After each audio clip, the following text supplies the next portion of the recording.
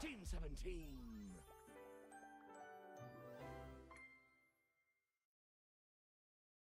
Sassy Chap Games.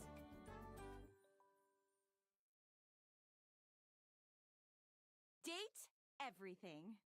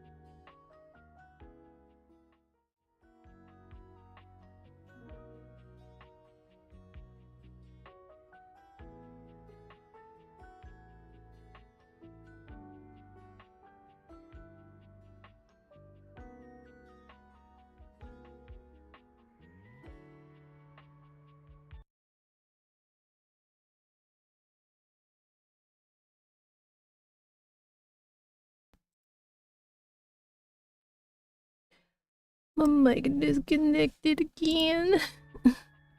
Hello, everybody. Yes, I'm in PNG form tonight. So I don't feel like using my model. Hello, hello. Hope you guys are doing well.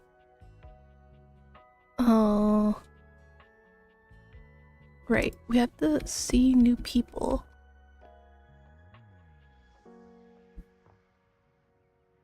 Man, are they... Never mind, I'm not even gonna get into that debate. Like, are they actually people, even though they're objects?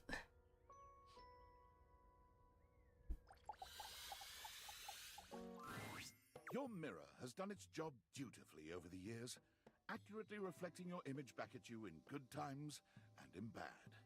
But today, there is no reflection for you to scrutinize. Only a long-haired beauty who looks at you like you're a work of art.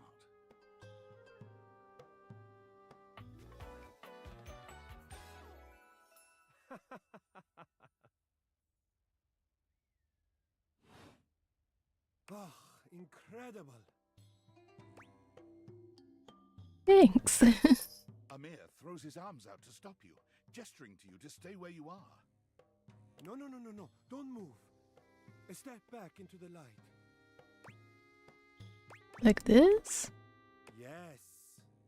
Breathtaking. Look at you. Do you see how well I can frame your face from this angle? You are glowing. I totally see it. Thanks for noticing. But I could not help noticing. You are radiant. I simply reflect the beauty in front of me. Thanks, I really love hearing that. I can see in you. Your beauty must be something you are already familiar with. Oh sure, people always tell me I could model. Yes, I can see this for you.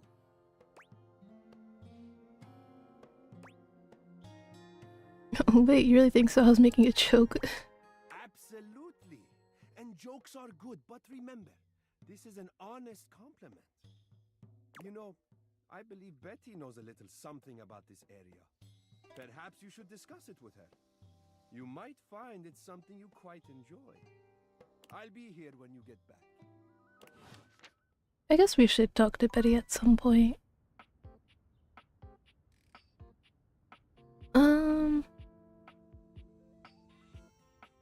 Okay, I'm actually kind of curious who's gonna come out of this kind of stuff.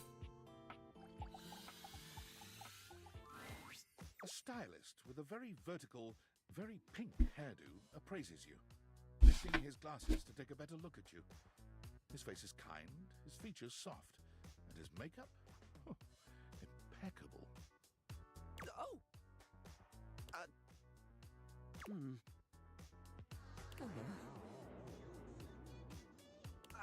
How about we...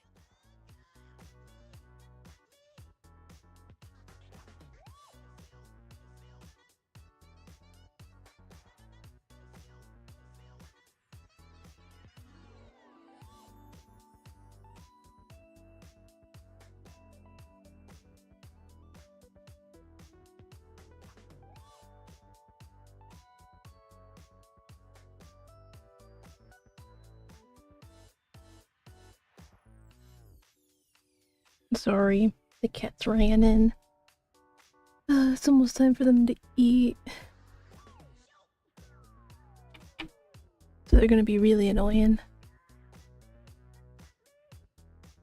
Oh. Oh dear. I think I'm getting lost right at the start of all this.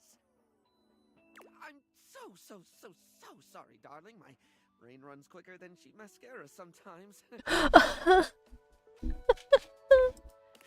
stupid Barry, disposable Barry, you're doing it again. Oh, just stop talking.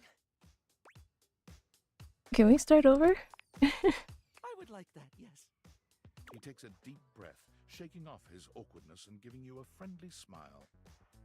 Let's take this from the perfectly coiffed top, shall we? My name is Barry Styles. I am your one-stop one-stop shop for looking good, feeling great. Not that I have to work too hard at that because, and I don't know if I made myself clear enough on this point, darling, but you are looking fabulous.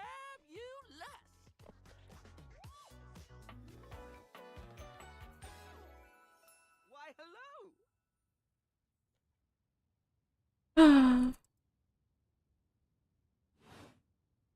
I'll be honest, because I like to be clearer than a freshly unblocked pore, I really don't like talking about myself, hun. I'd much rather talk all about you. And eyebrow hydration, of course. You really cannot underestimate how important it is to avoid a thirsty brow, baby. Oh. Thirsty brow.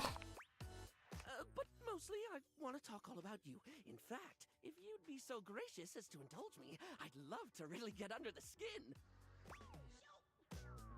Please, I'm ready. Oh, not literally, obviously. My products are for external use only.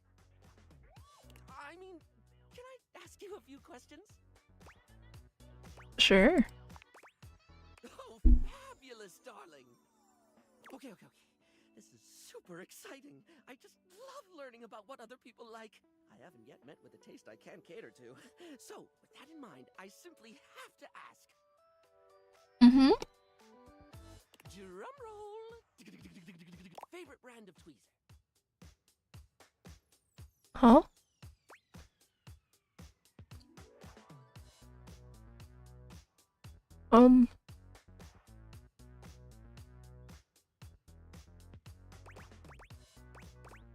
Tweezers, huh?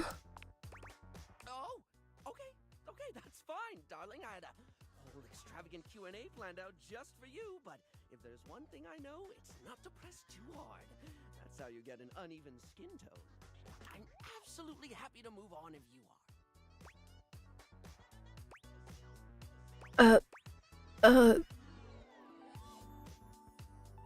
I have a preference. Tell me. Tweeze me. Easy Weezy Tweezer brand tweezers. Polished Response Slickline brand. The Smell Republic ones. Gotta be Creedle and Crap. It's like it went from like bad to worse. Well, not even bad to worse, just bad to like diabolical. Ooh,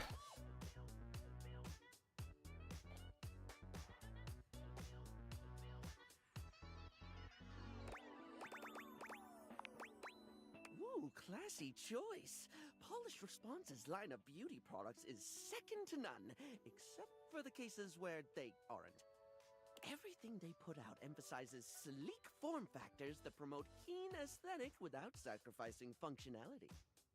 You wouldn't think tweezers could turn heads, but when you pull a Polished Response product out of your handbag, the only way it won't get noticed is if they're being upstaged by your Polished Response handbag.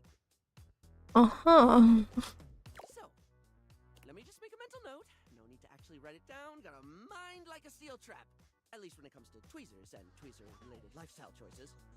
Ask me to remember a job interview or doctor's appointment, and I can't help you. But random hair conditioner trivia? I could give you that for days. Okay, the conditioner fact on me. Oh! Oh no. I've been put on the spot. Oh, wait! How about this? While it's bad for your hair if you wash it every day, you can safely condition every day with no washing required. This is great because I think people should use conditioner as much as possible. Not so much for the health benefits, but the fact that it just makes hair feel really, really nice, doesn't it?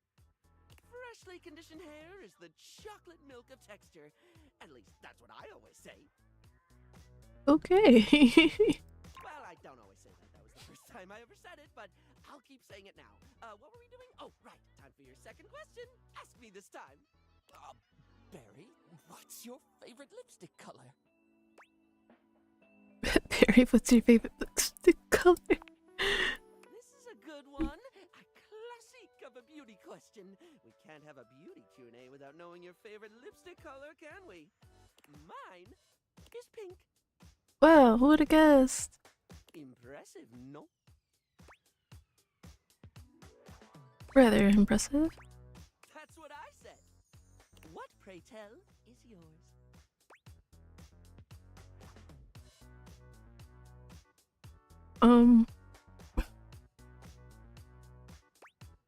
I'll go with red. Well, when it comes to classic, can we look any further than red? It's the look of the sexy, the sultry, and it slots neatly into almost any aesthetic. It's the first line choice of lip shade for a reason. It's a color that truly says, here are my lips, right here on my face, the little flappy things just in front of my thing. You really can't go wrong. Moving on, it's time for our final question. For now. That sounded threatening. Anyway, third cue. What do you think is the biggest reason to wear makeup? Alright. This is a loaded question because basically all of them are true, honestly. Some people wear it because it makes them feel confident. Some because it makes them feel sexy. Some because, you know, sometimes they like looking like somebody else who isn't them. And there are those who just wear it for the fun. There's literally no wrong way to go about makeup.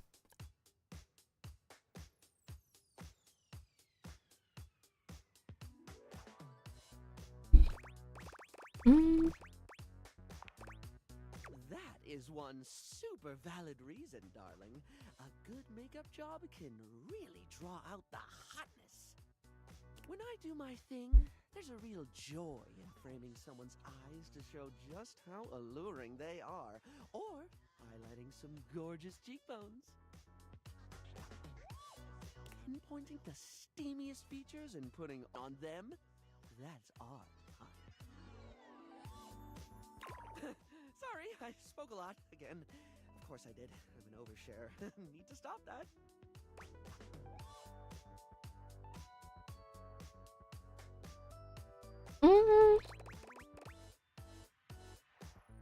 It really is fine. You don't have to keep apologizing for being you. Barry still looks embarrassed, but a sweet little flush comes over his pale cheeks, and he smiles at you. Well, darling, that about wraps up the cues. It was gonna be a big 20-question thingy, but I just didn't do it, I suppose. Hi, Ollie. Again. Oh my god, wait. I just realized I'm like weirdly positioned. But again, thank you for the help for earlier. I mean, regarding earlier. And as usual, I didn't refresh. Plus, I forgot half the ideas I had for it when I thought about combs for an hour. That's okay, I had fun with it. Really? That's wonderful, darling. I had a lot of fun too. Oh, I really hope we can have another fabulous chat again.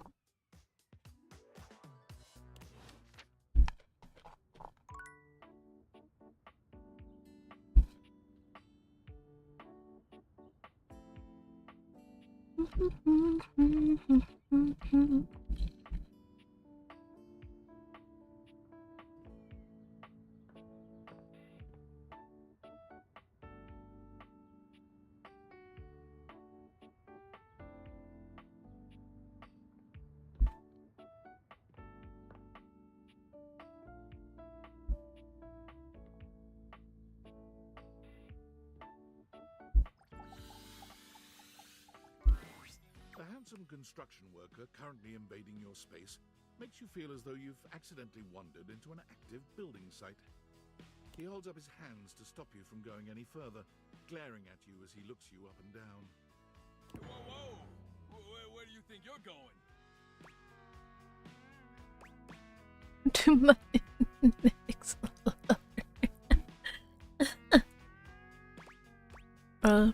closet? I can't let you in here without the proper PPE. Yeah. Hello? Oh. Tony puts his fingers to his mouth and whistles. Hey, oh, get him out of here. Hang on a minute. PP what? Your hard hat, your boots, your high-vis vest. Come on, this is a job site. Except it's the breaker box closet.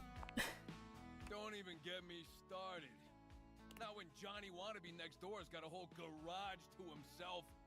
I mean, I'm talking wall-to-wall pegboard, 6 kinds of saws. Oh, and he's got this 12-inch auger. Man, those things go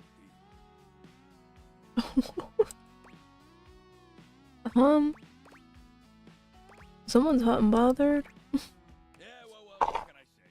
Professional jealousy. Look, all I'm saying is I want a little more space, too. You know, for entertaining. Mm-hmm.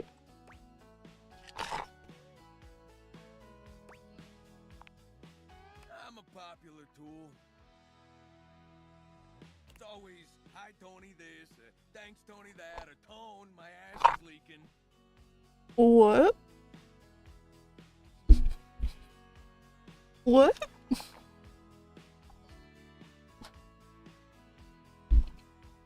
Okay. Please don't tell me who's. Jean-Lou. Incontinence. You didn't hear from me, though. HIPAA.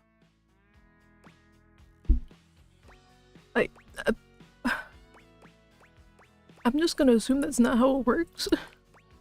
Anyways, objects need somewhere bigger than this to come see me for what ails them. And, sometimes old Tom might also want to have special company over. You know what I'm talking about, huh? Yeah. Tony nods, grinning smugly at you. You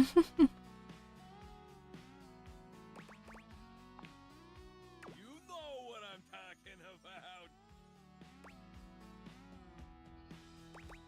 Sure do. So you telling me you don't get out there romantically? Why do you say it like that? Ro.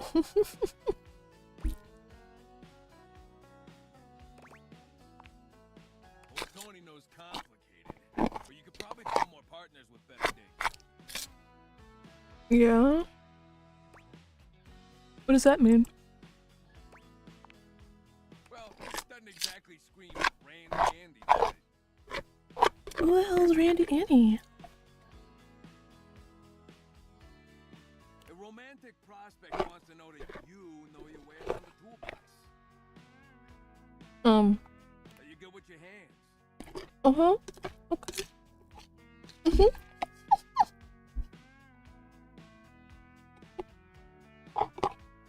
Wow. He's very, out there. A fixer. And this place, doesn't exactly show it. Know what I mean? No bells, no whistles, nothing.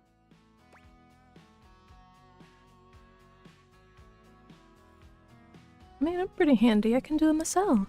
If it goes anything like that bird bath you tried to build, I can't wait to see it. Alright, Tony. Alright, don't judge me.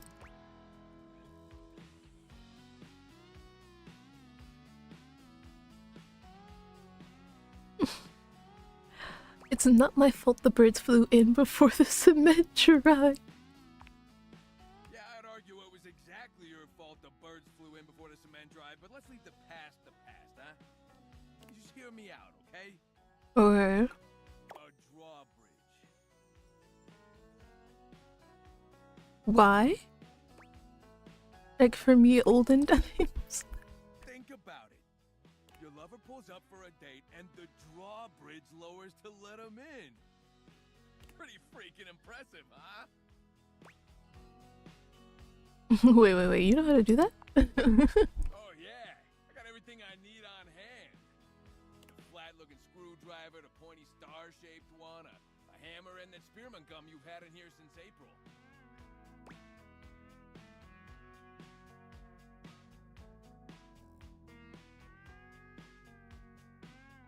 Right, I don't know much about architecture, but I think this might be a bit beyond the capabilities of a dual box. I get it. You're a tough customer, but there's no need to get personal. At least hear the rest of my pitch, huh? But Tony, Indoor slide. We get rid of the stairs, replace them with a slide. Great to travel from upstairs to downstairs. but how would you get? I mean, what about going from downstairs up the stairs? Way ahead of you. All us construction guys do this. It's an industry standard. You ready? Hit me. Grippy socks.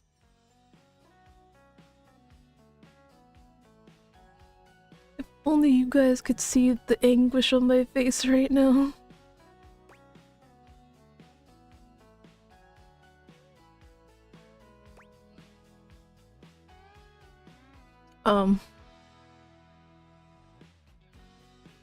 Sounds super fun and not at all inconvenient. Can I sleep on it? Of course you can. Just don't take too long. I tend to book out 6 to 8 weeks in advance. Now, how do you feel about indoor pools? Because if we rip out the floor in the living room, we can get you an indoor pool. Tony. Is that safe? I feel like that's a recipe for electrocution. Of course it is. But that's what the chewing gum is for. What? Just stick some of it in the outlet holes and Viola, it's now all shockproof.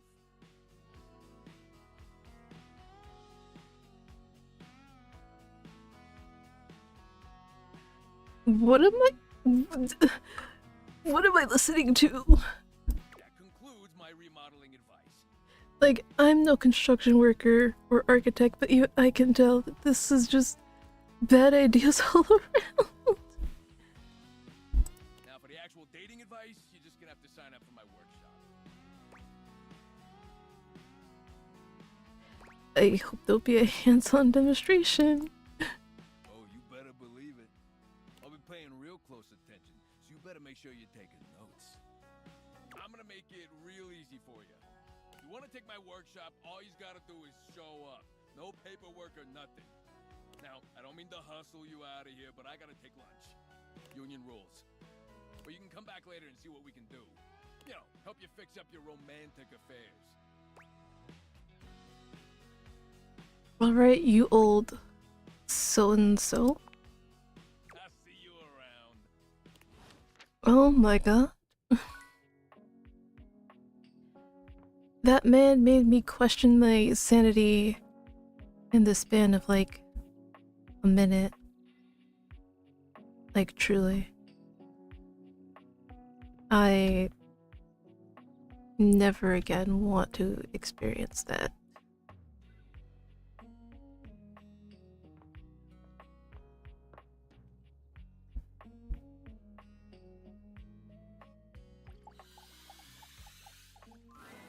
A strange figure stands before you, a whirlwind of conflicting energies and vibes. Manic and dignified, friendly and intimidating.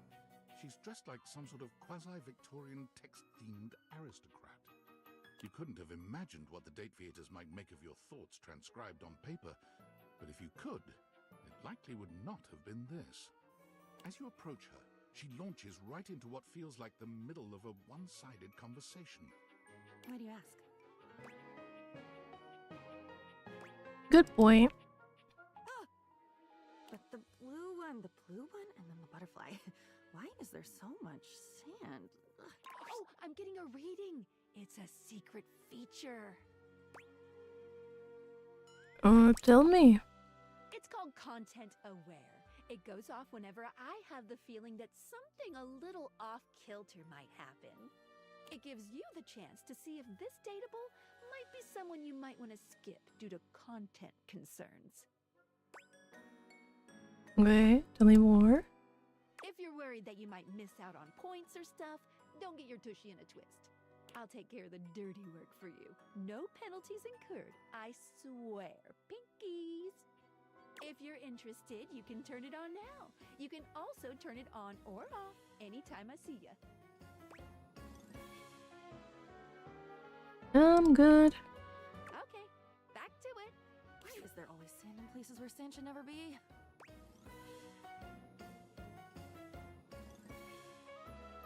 Excuse me? The sand on the beach was stuck under my nails. But I've never been to... Have I been to a beach? Why would I have been to a beach? Why can't I remember? I think it's normal for people to forget things. None of it's normal. If everything is normal, nothing is normal. And why won't you tell me? Now you keep a secret. Funny timing, band leader. It's a bad rhythm you're leading. Too much percussion. Far too much booming and banging around in here.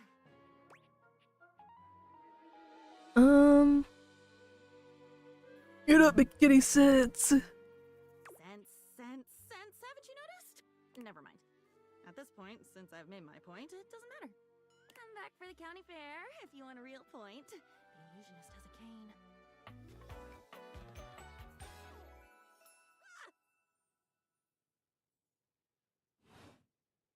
And with that, she is gone. Oh, something. Alright, we'll end off the day with Mitchell.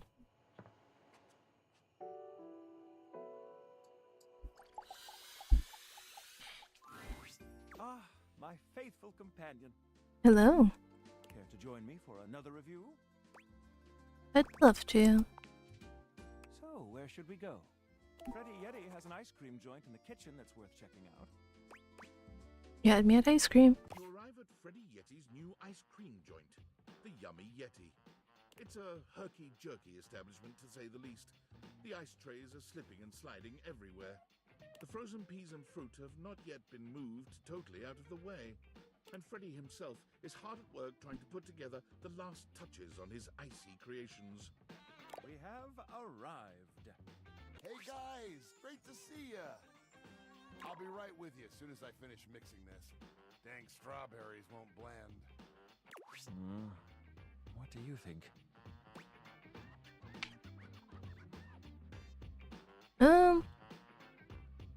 Expect it to be a bit more inviting.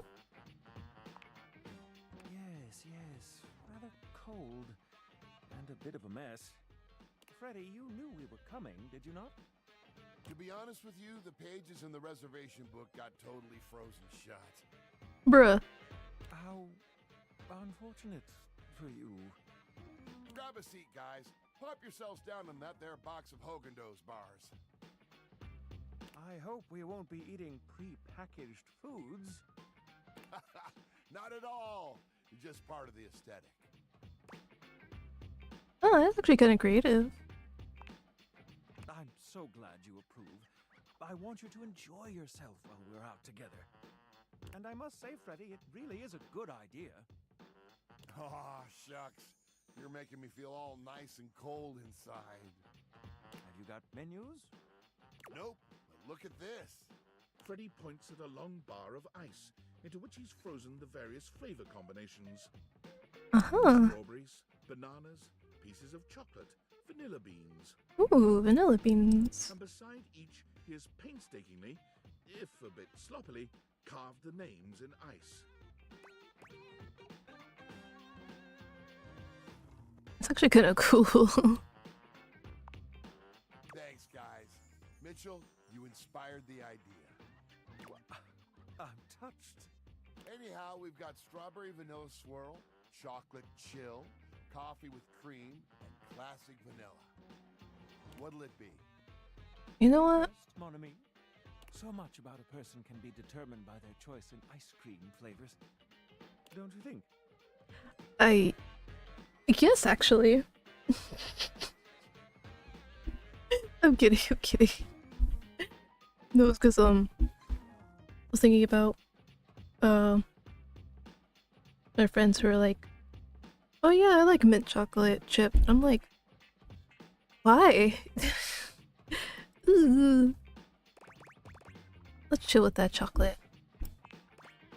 One does not simply chill with chocolate. One indulges in her. One luxuriates in the devouring of her decadence. Your lack of respect for the consecration of cacao has been noted. Okay, Mitchell. Don't just leave me hanging. How is it?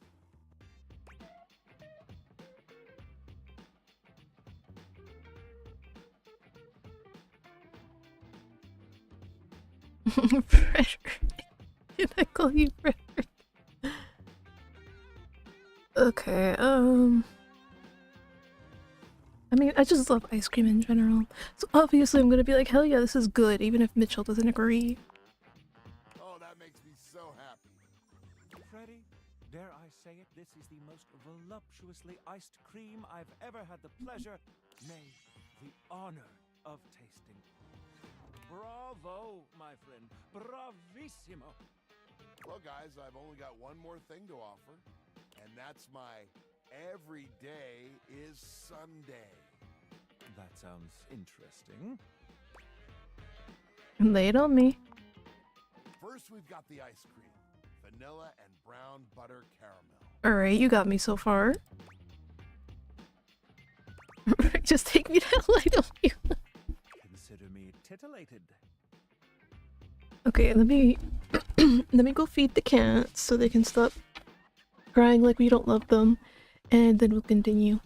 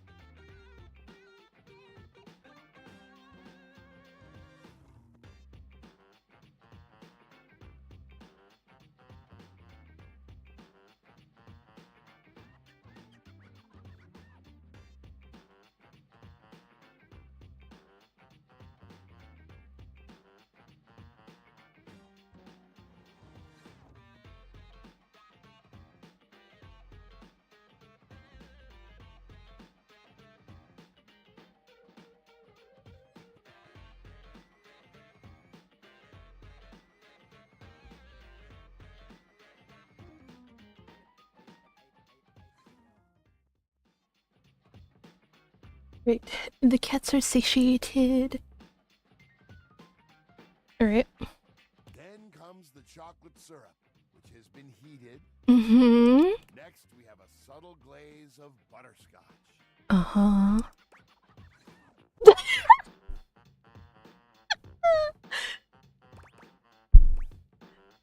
Why are these the options?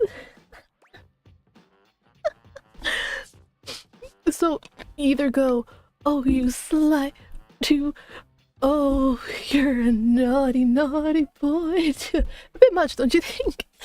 Like the difference between the first two and the last one is so.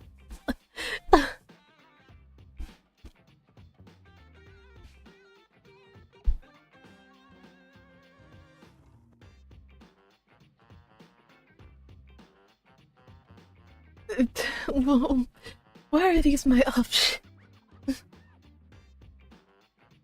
Oh god. Alright, whatever. Mon Dieu! Some ground roasted almonds for a crunch. Mm-hmm. Bit of whipped cream. Mm-hmm. And last but not least, Don't ruin it, don't ruin it, don't ruin it, don't ruin it, don't ruin it. Give it to me. Enough with the foreplay.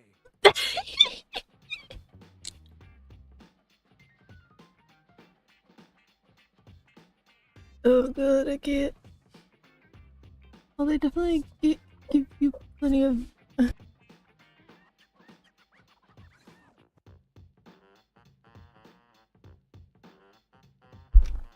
Wait. Well, they definitely give you plenty of dialogue. They do. well, my friends, that's everything I had for you. Oh. Okay, I'll still eat it. I know it's a bit rough still, but I hope you had a good time.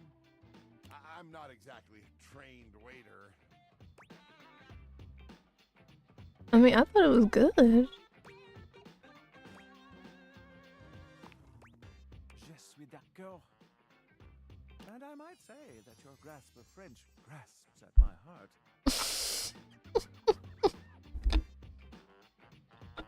Thank you again for having us on such short notice.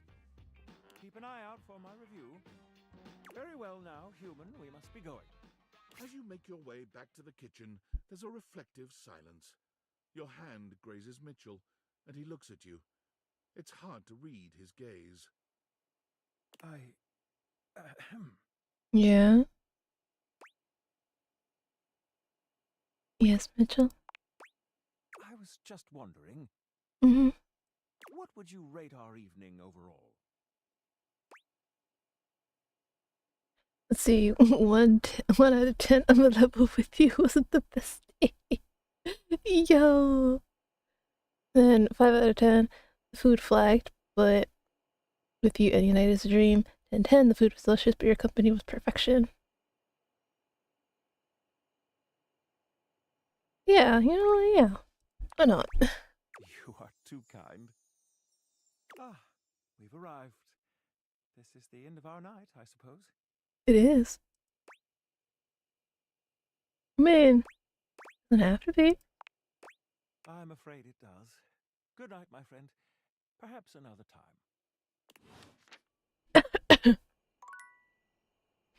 Alright. Well, I'm sorry. I'm still on the fact that the option said I don't think I'll recover from that.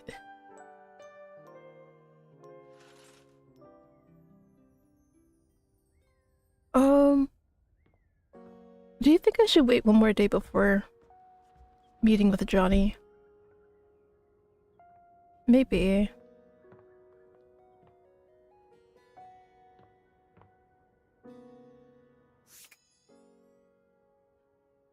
Oh yeah. Would this be this technically be considered a different window?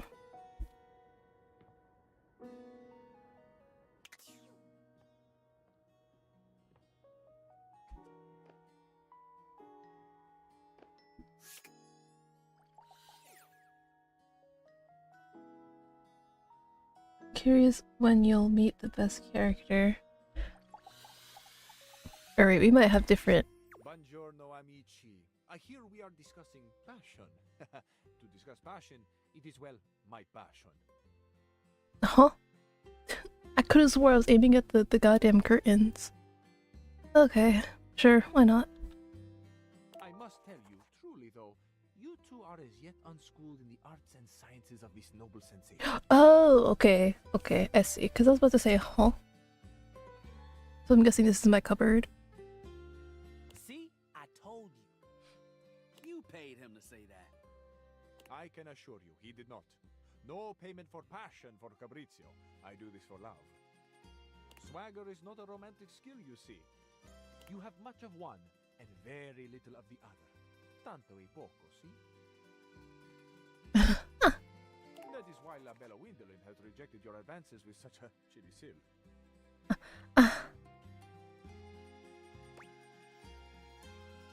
Rod has a thing for Gwendolyn? I had a thing for her once. Don't let him downplay it.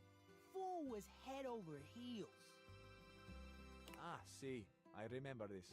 Your heels were very much over your head, amico. Shh, keep it down, yo. Ah, così, but you should be proud. Shout your passion from the rooftops. We declare our love boldly. Except for when you fumble the ball as badly as Rod did. I didn't fumble anything. Fabrizio, do you remember Rod's line to her? What was it? What was it? Ah, naturally. Even if we fail, we should be proud. And you failed quite wonderfully, amico.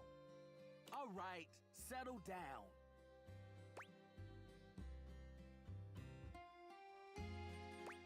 I mean, it can't be that bad. Ah, il tuo ottimismo. It is a joy to see your faith in your friends.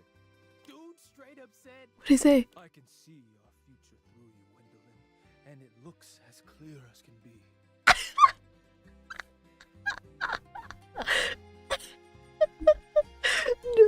No.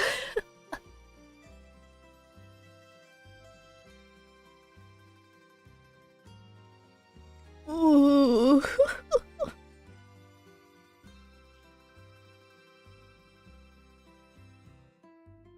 I mean, it's not bad, but definitely there's better. Lame.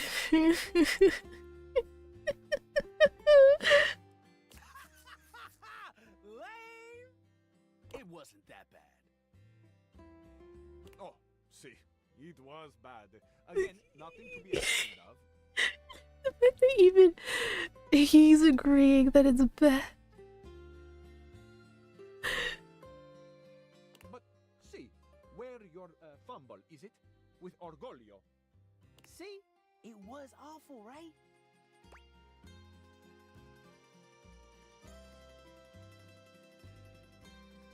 I hope you picked I hope you picked your ego up after that one fell through. It wasn't even that serious. It became apparent that Gwendolyn and I were better off as friends. You got rejected. That's what happened, bro. I think it's funny how y'all both have to dig into the past to make fun of me, when Kurt does ridiculous stuff on the daily. Okay, what does Kurt do? Nice try, buddy. Ah, yes, an excellent point being made. Kurt, you too are very silly. Un piccolo sciocco, as my mama used to say. How did this get turned around on me? Well, it's kind of easy. I can't help if Fabrizio agrees with me. You are both piccoli sciocchi. Perhaps it is why you are such fast friends. Ha! See? Both of us. Perhaps one day, working together, you two may approach the romantic prowess that I possess. You've got swagger? You might say it is ingrained in me. Ooh, I need to learn from you. Yeah, that confidence was pretty boss. Yeah, a little bit, yeah. I am, amazingly, when taken in the light of all my other gifts, also a generous teacher. Come to me should you ever wish to practice the nuanced alchemy of passion. Let's do this. We'll catch up to you later, human. I don't want to miss anything Fabrizio has to say. Okay, have fun. Let's Attenzione uno. You two are quick and dexterous with the shade, as you say. But in romance, we must master the compliment. Ooh, this is the good stuff. Huh. Interesting. Alright. There's something strange about the handsome figure you see standing before you. It's not his clothing, even though he does appear to be dressed in some sort of plastic armor. No, it's something about his face. Handsome though it may be, you can't quite place his expression. Stranger still, he doesn't speak to you at all. He just stares, his face screwed up in concentration, and his lips pressed together. What's that? He lets out the breath he's evidently been holding, bending forward with his hands on his hips as he inhales and exhales deeply. Okay. Ooh. Sorry about that. Just trying to see how long I could hold my breath for. Why? I mean, it seemed like a while. I'm up to 3 hours. 3? All right. Now that that's taken care of, I can give you my full attention. Name's Hoover. My friends just call me Hoov, though. What's up? You here to chat? Or is there another incident to clean up? Today was supposed to be my day off. I'd love to chat. Sure. What about?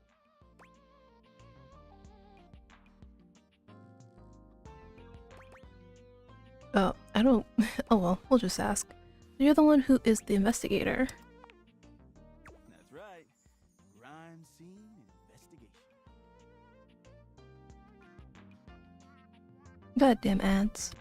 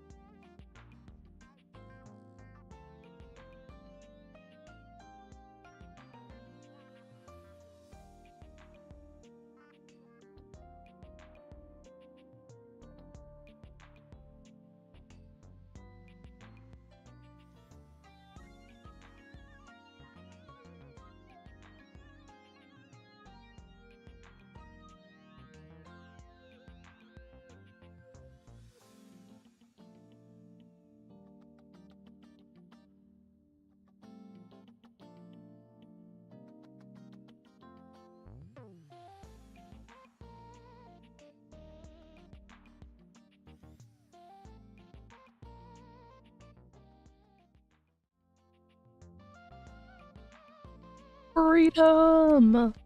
But, let me see. Wait, didn't we meet who last time? Or am I mixing up streams? No, no, no. You are not misremembering. Because we had gone to the breaker box. And he was there when Johnny performed. So no, you aren't mixing up anything. It's just we're just now like formally meeting Hoove. I love my work, but it can be hard to put it away at times. I do tend to keep it all in my bag. Looks big. Oh, it is. Big enough to take whatever needs taking.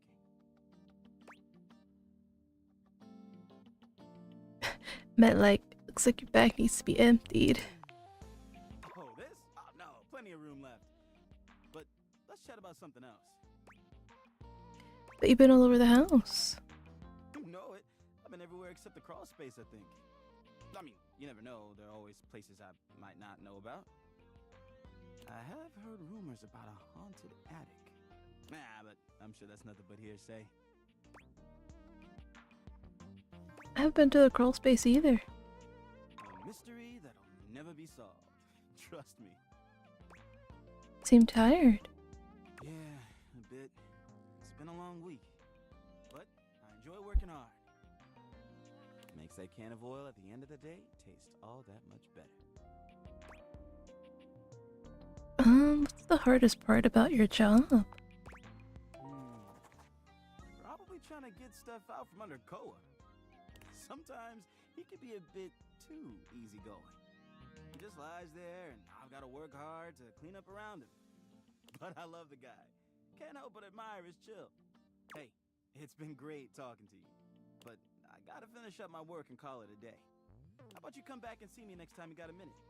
I feel like I haven't gotten out to do something fun in a while. And maybe the two of us could... What? I don't know. Catch a game or have a drink? Sounds good to me. Yeah. I'd love to go someplace with you. Sounds like a plan.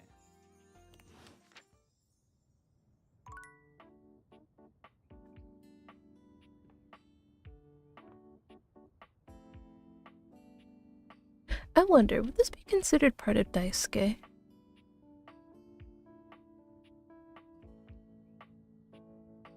I wonder.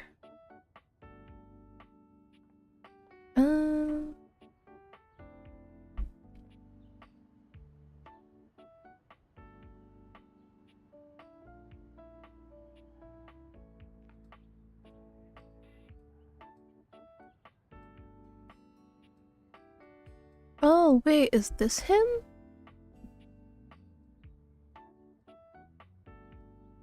It would make sense, maybe. Let's see. Do the light switch, or I could do the table. The first word that comes to mind when you see the large cowboy standing before you is solid. This guy is big, and he looks built to last. You might be intimidated were it not for the kind expression on his face and the sweet way he doffs his hat at you. No one's ever asked you this, but if you had been asked to imagine what your table might look like as a human, you think this would be pretty close. We've known each other for a real long time now, but we ain't ever been properly introduced. So, first things first. Name's Abel, and I'm your table. And second, that is one fantastic red shirt you got on.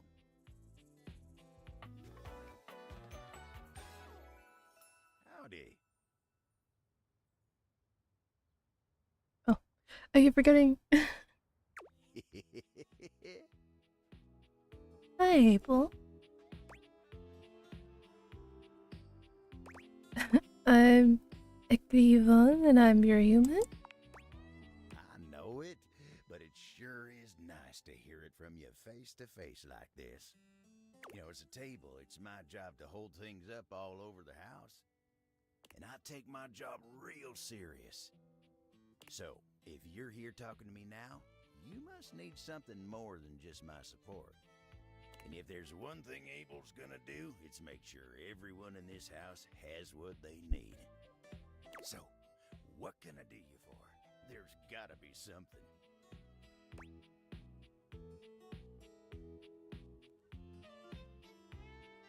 I'm just getting to know everyone around the house. Oh yeah? Well, Skylar told me you was getting to know everybody real good. Maybe looking to getting back into dating and all that? Dating, huh? Hoo-wee. Dating ain't really my area of expertise, you know. Me, personally, I never was one for casual stuff. If you're looking for someone who knows people, though, you might want to talk to Kopi. You'll find her nearby. You the old-fashioned type? I guess you could say so. All that talking and whatnot. Trying to fit each other's history into bite-sized portions. Oh, it just ain't my speed. Sure. Well, I'm just glad I ain't the only one who feels a little left behind by the whole thing. But don't you worry. Kopi will get you on the right path. Wenda, tell her I say hey when you see her. Will do. You take care now. I guess now we are contractually obligated to go talk to Kopi. Why is this open?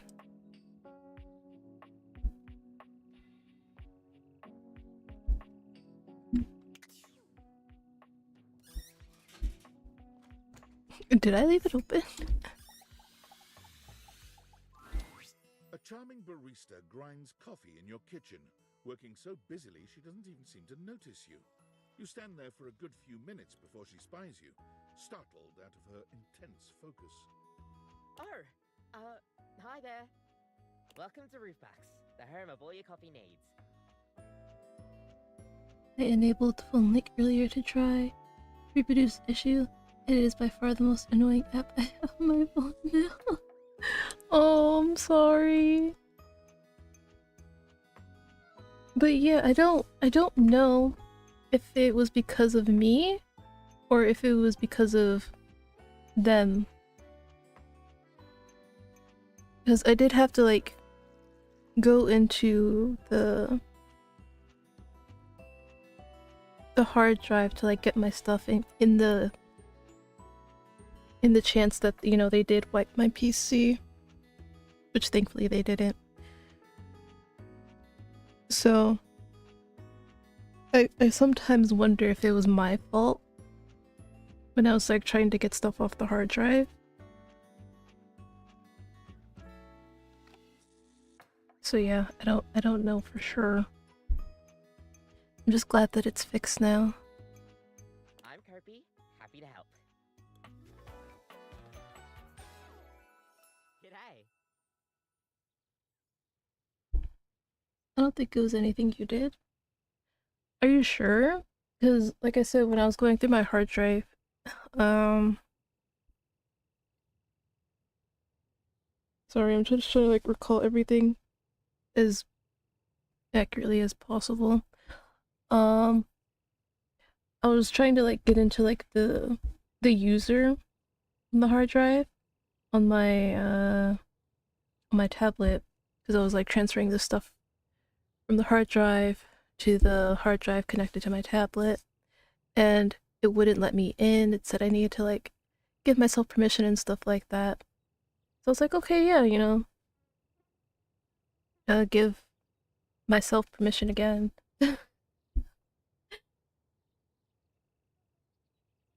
Either way, it should be fixed now. Any other lingering problems should have been fixed too. Yeah, like I said, it's fixed now. Spotify and Notepad opened with no issue. So you're my coffee maker. Sure am. Here to make your day just a little bit brighter with a touch of coffee. Gosh, that never gets any less awkward to say. What can I get for you today? A latte, I guess. Sure thing. One latte coming right up. Topi gets to work, grinding and pouring and mixing with an impressive speed. And voila! One latte just for you. Hope you like it. Is there anything you'd like to know about the latte? Why is it called a latte? Well, that's the Italian word for milk. If you're in Italy, you have to order it as a cafe latte. Otherwise, they'll literally just give you a glass of milk. That's awkward. Right? I don't think my nerves could handle being handed a glass of milk like that. She shudders violently. We'll see you next time.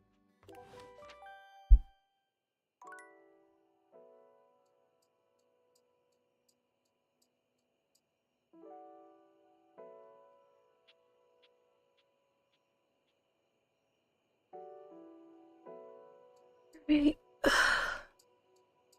I guess we'll end the day with Mitchell again. What is this? Aldivinites! Salutations, and a good greeting from your CEO, David Most. Wow, the other night was quite a lively celebration, wasn't it? Honestly, I don't remember much. Which means Sandy in corporate events planning did her usual bang-up job. Inspirational work, Sandy. Way to earn that 3% cost of living bonus. Keep it up and undoubtedly you'll be CEO one day. Unfortunately, sometime during the festivities, my sunglasses seem to have been misplaced. By who, exactly, is impossible to know for sure. We've combed every inch of the hotel, and they did not end up in the lost and found. So it seems likely that someone mistakenly took them home. Honestly, they're worthless. They were given to me by someone special, and they do have some amount of sentimental value. So if you have any information related to their whereabouts, please email me ASAP. Oh, and if someone from the press happens to reach out, they were definitely just normal sunglasses and not a highly classified prototype we're secretly developing in conjunction with the federal government. Unrelated, please bid a fond Valdivian farewell to Sandy in corporate events planning, whose role has been eliminated due to ongoing workforce optimization efforts. Best of luck in all your new endeavors, Sandy. Damn. Hold Sandy, and for what? Yo, I know it's been a sec since we talked, but I've been sitting here trying to work, and all I can think about is the fact that you're like dating your couch and your TV.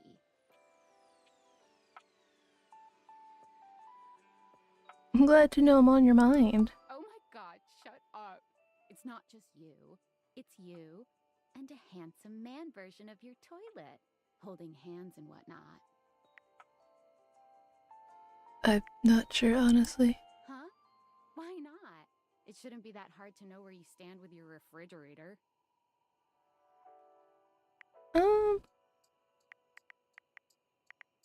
It's just complicated. Welcome to dating, friendo.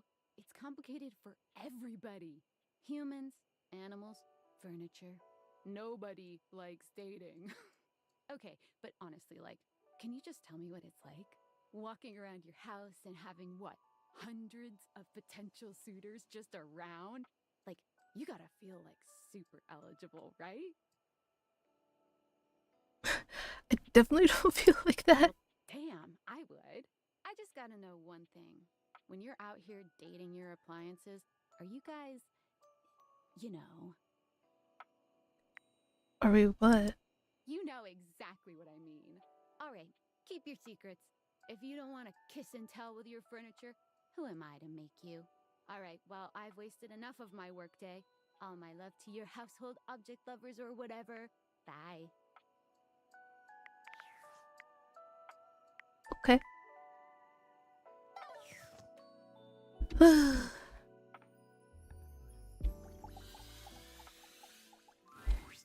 Hi there.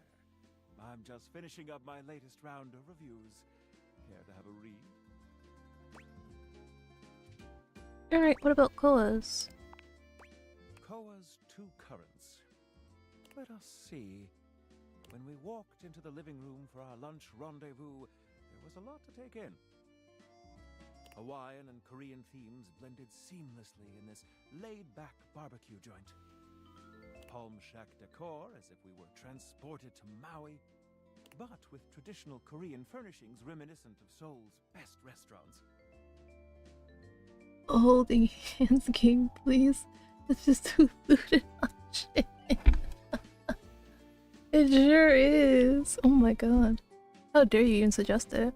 Not to mention the comfiest couch seats you could imagine. Bravo! But what about the food? The food? Simply put, this is comfort food that is big on comfort. And we are here for it. My guest and I love the crisscrossing flavors that seem to add a new punch to old classics. This fusion left us feeling fused to the couch in the best possible way.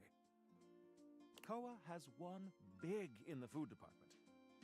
In conclusion, if you want a fusion that leaves you feeling like you just toured the world, all without leaving the comfort of your own couch, Koa's Two Currents is our current pick for the best new restaurant in the living room. Which review next? Let's read Daisuke's sushi shop review. Here's my review for Omakase Daisuke. The headline reads, "A traditional triumph."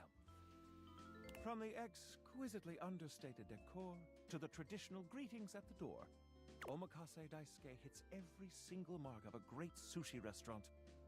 Ambiance, menu selection, food quality, and value are of the highest grade.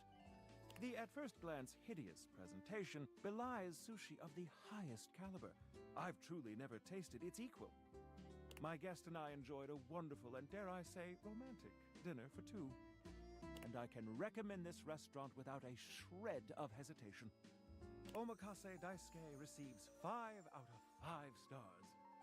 This new kid on the block is here to stay. Which review next? And then Freddy's. Ah yes, Freddy's Yummy Yeti. Ahem. This rustic hole in the wall is, at first glance, nothing to write home about. But the frozen exterior belies an inner warmth that brings joy to the soul. From the icicles hanging off the sign to the vintage ice cream box seats, the Yummy Yeti transports one to a magical frozen kingdom reminiscent of a time gone by. Ambiance? 5 stars. But what about the food?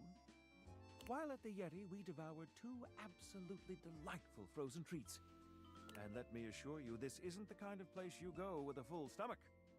You'll want a single scoop of one of his unique flavors. And don't forget to save space for his one-of-a-kind, decadent masterpiece, the Everyday is Sunday. Food? 5 stars. Service, of course, can make or break a new restaurant. How was Freddy's? My lovely guest and I were tended to and immediately made to feel right at home. We were never without our host's attention. He saw to it that we treated ourselves to whatever we liked. 5 glowing stars for service. All in all, well, dear friends, I must say that new ice cream joint in town is an absolute accomplishment. All things considered, Freddy Yeti has cracked the code, or should I say, cracked the cone. Your faithful critic can highly recommend it. Now we come to the most important review of them all. Oh? What is it? Our reviews of one another. Oh. So, what do you think of me? I mean, you're... what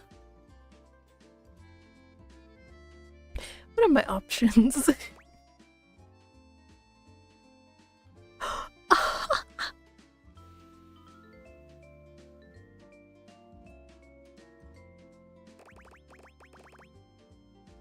Damn. Imagine your 5-star rating is about to suffer. Yeah, you know what? What about a reservation for a romantic dinner for two? To be honest, I'm not sure your palate is refined enough for my taste. Damn, rejected. But might I propose a dinner out as friends? Damn, I got rejected. I see that our tastes here are in alignment. I can think of no better way to celebrate our friendship than to have a bite to eat. What do you say, friend? Shall we indulge? Goes. I think I'll leave my review notes at home for this one. You're already 5 stars in my book.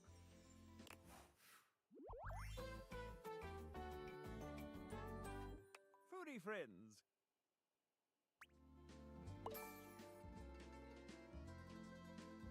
I guess he gave me smarts.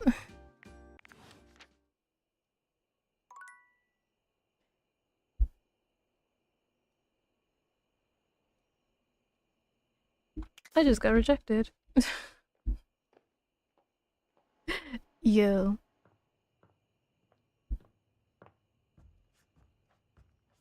I can't believe I got rejected by my own fruit bowl. Alright. Should be enough time to go back and see Johnny.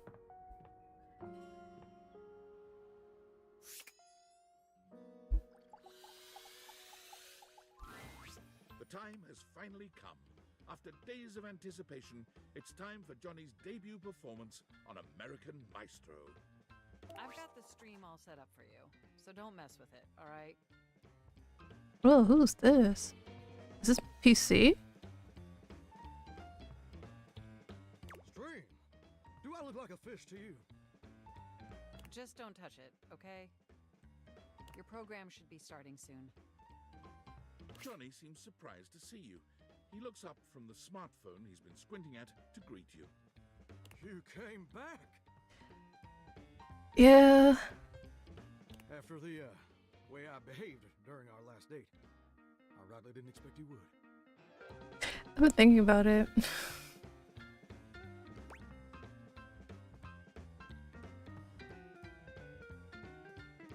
I didn't want to miss your big night.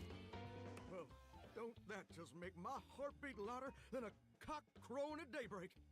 You're definitely a better shower than I. What? And I'm really glad you came back. Mostly because I do need to apologize for how I acted. I was being childish and unfair. Yeah. I was ornerier than a wet hand. And I really appreciate you being willing to give me another chance. Of course.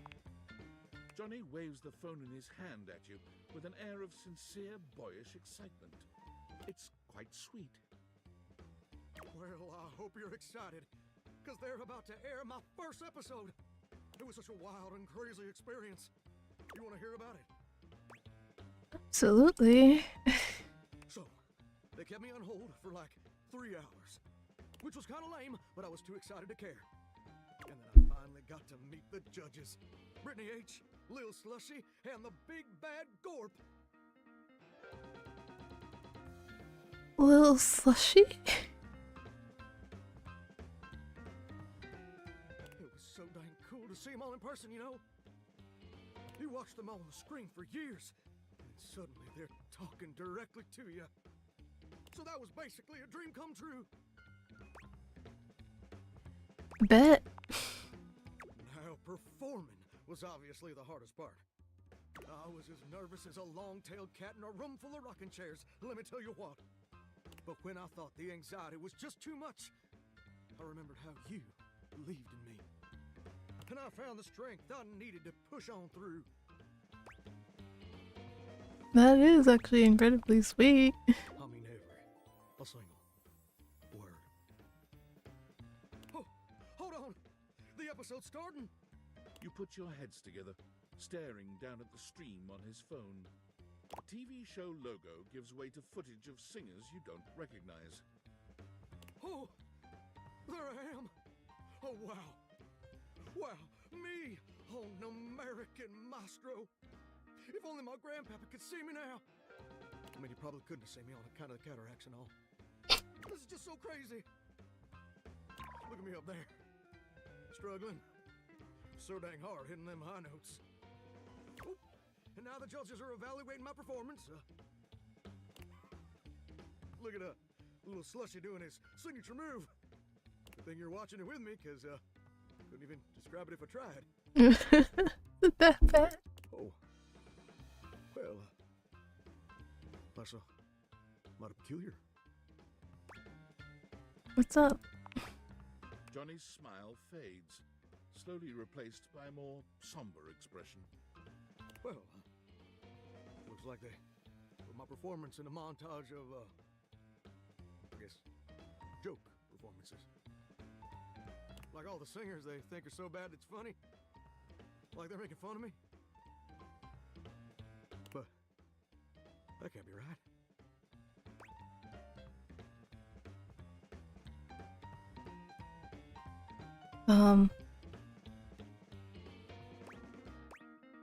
That's sure what it looks like. Wow. Don't that just stick in your throat like a hair on a biscuit? I guess you were right. I guess I wasn't ready for the big leagues.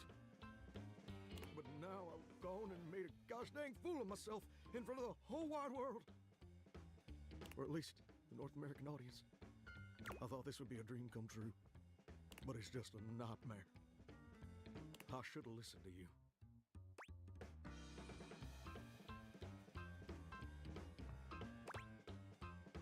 Don't be so hard on yourself. It's tough. I feel like my whole darn world's been turned inside out. I still really love to sing, though. Right, and it's a wonderful part of you. I wouldn't ever change that. You know what? You're right. Maybe being a world-famous singer ain't in the cards for old Johnny Splash. Maybe that's a dream I gotta show some grace in letting go. But that don't mean I ever gotta stop singing. And it certainly don't mean I ever gotta stop loving it. Maybe in the end, it don't matter much if anybody else likes what you make. As long as it makes you happy doing it.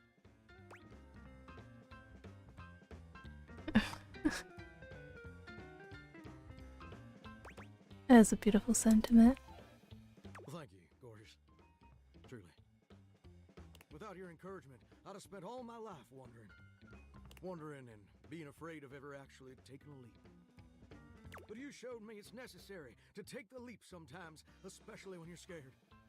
And more importantly, you showed me that even if it don't work out, everything's still gonna be okay. That's what I'm here for, Johnny. And you know what? I just had a great idea.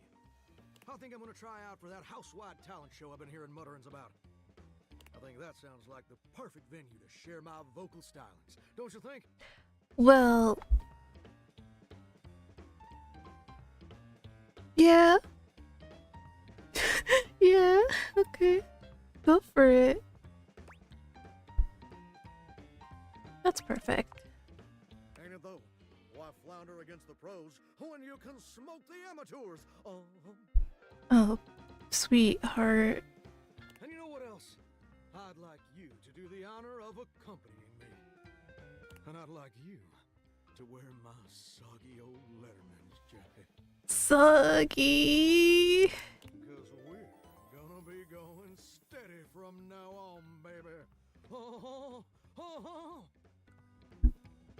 Why do you say it like that? Dredge me. Oh god. Sure, dredge me.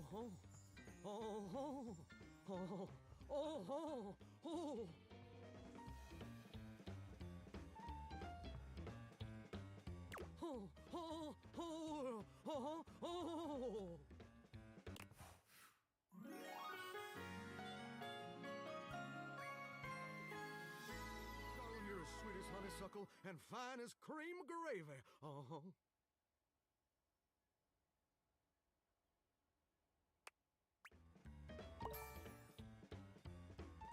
Okay. He gave me sass.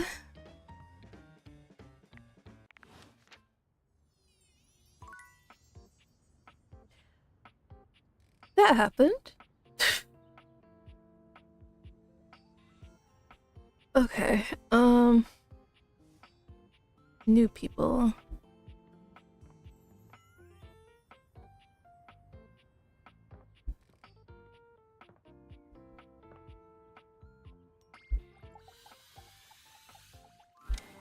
A petite pirate glares at you. There's so much to take in here.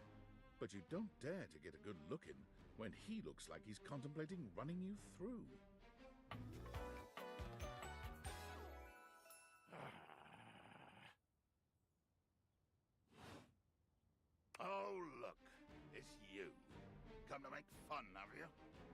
No. Make fun of who? Who else do you see? Do you legitimately imagine anything that cascaded out of that prompting nagging mouth of yours could shock me? Do you honestly believe I could be shocked?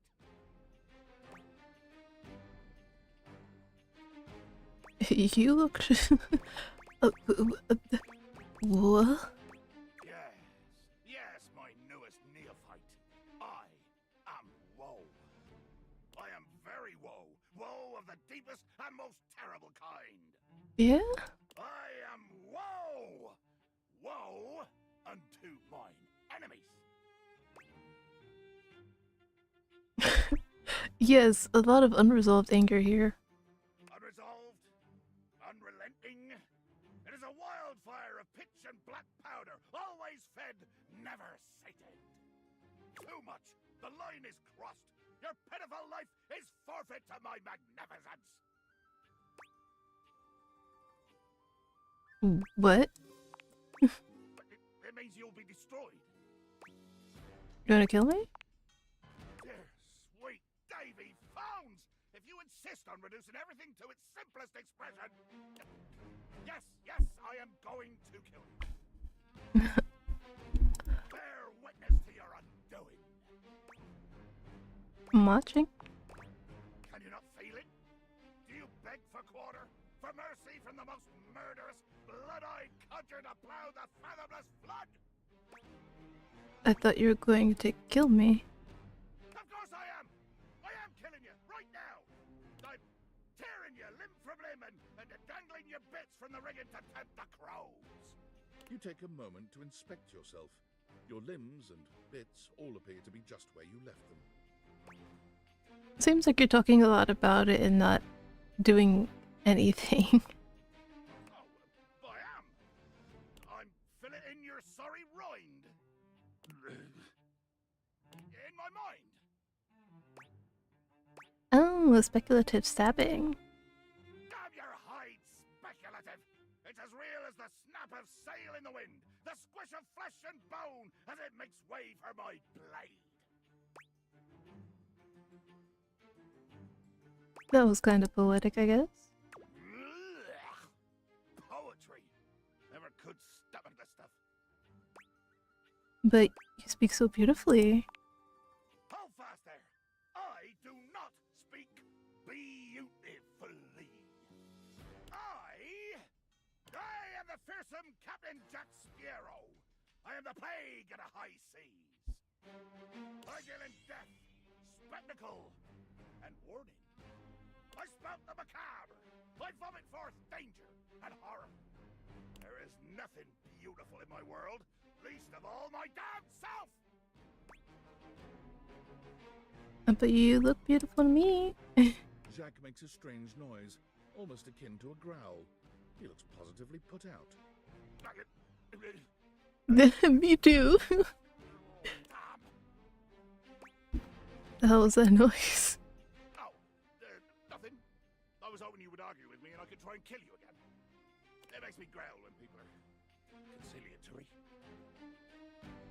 I very much enjoy the play on Jack Sparrow. You don't like it when people are nice to you? No! Haven't you been paying attention? I want conflict! One more first step out of you, and I swear to Davy Phones I'll swing you from the yardarm! You even try not to submit you with a rolled up Time magazine, bub. Let there be blood! I load my cannon with heavy iron rounds to tear through anything and everything you might pray to put between us!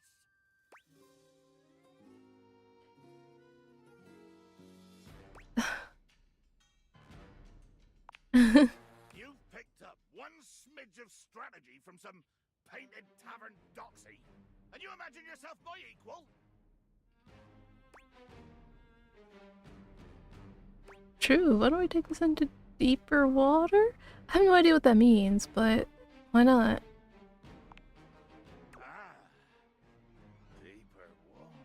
Oh! Yeah! Wait. Jacques looks all around the room as he speaks, one hand awkwardly clutching his sword handle. You've never seen him look so unsure of himself.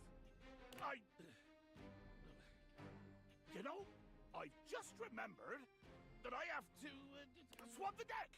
Yeah, the deck needs a good swabbing before I do any intercourse. I mean, killing and battling and all the other lovely violent things. So, another time, post-swab.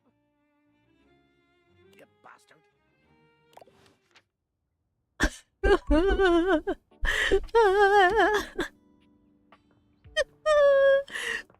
He said, what? I didn't say that. Late night stream, yeah, hey Potato. I really would have streamed earlier, like, genuinely. But I'm pretty sure, as you saw in the Discord, I was working with Ollie to fix my PC. And we basically went over the time I was originally supposed to start. And I was like, I'm tired. So, I'll just wait and see how I feel later. Then later became 8 o'clock. So here we are. Okay, so I guess she's not a PC?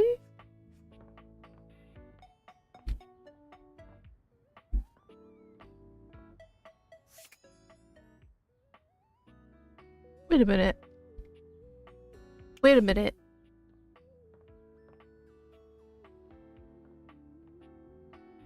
What the fuck is this connected to? There's literally like no computer anywhere. What the fuck? Like, I'm just now noticing that there's literally no computer.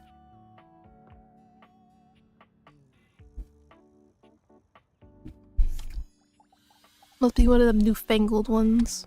A tattooed, bespectacled nerd regards you with a friendly smile. Their kind face is illuminated by the soft glow of multiple screens and the RGB lights in their clothes and wheelchair.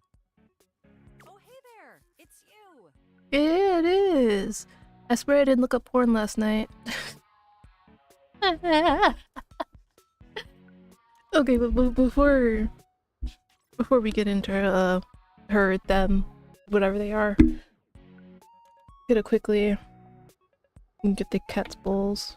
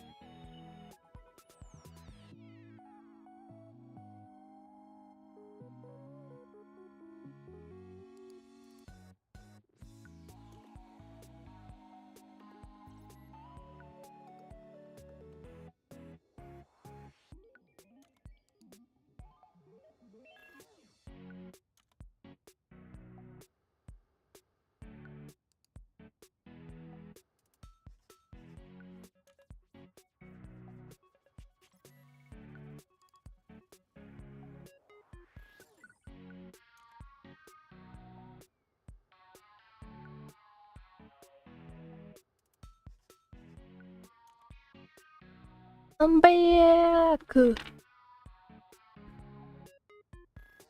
I was about to say, you know, your browser history.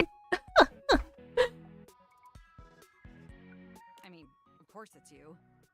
Who else would it be, right? Alberto. Welcome back. Thank you! But I hope you're doing well, Potato. I hope you're doing well. Has life been keeping you busy? One of my alternate personalities. Very humorous. But I know you're joking, as no one else has my password. So if it was anyone else besides you, I'd be pretty concerned. Actually, just to be 100% sure, what is my password anyway? Alberto. Honestly, that's an objectively terrible password. It can't be worse than 123 or in password. Possibly the worst password chosen by anyone ever. Whatever possessed you to choose something so inane?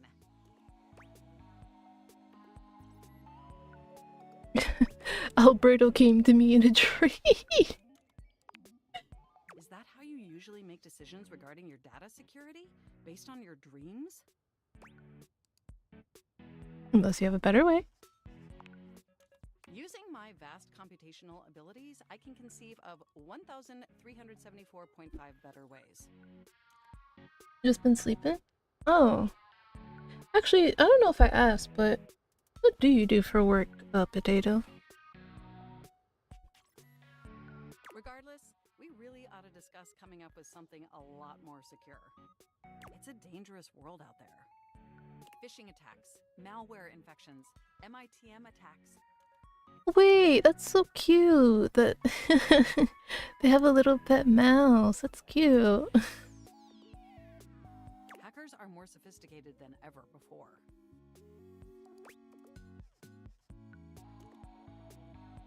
Hackerman. More sophisticated than in the 1995 cinematic masterpiece Hackerman's. Exponentially more sophisticated. I just take commissions for some art, not a set in stone thing yet. Oh, I mean, obviously you're an artist. You did like some of the fan art, so like I knew that, but I didn't know that that's what you like mainly did. I see. And I've got a lot of highly sensitive information inside me, you know. Your highly sensitive information. Really? Like what? All your financial accounts, your saved games, questionable websites you visited and forgot to clear your cache afterwards.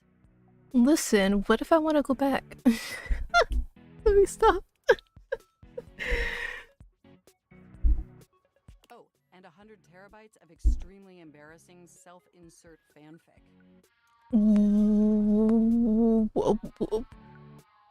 What?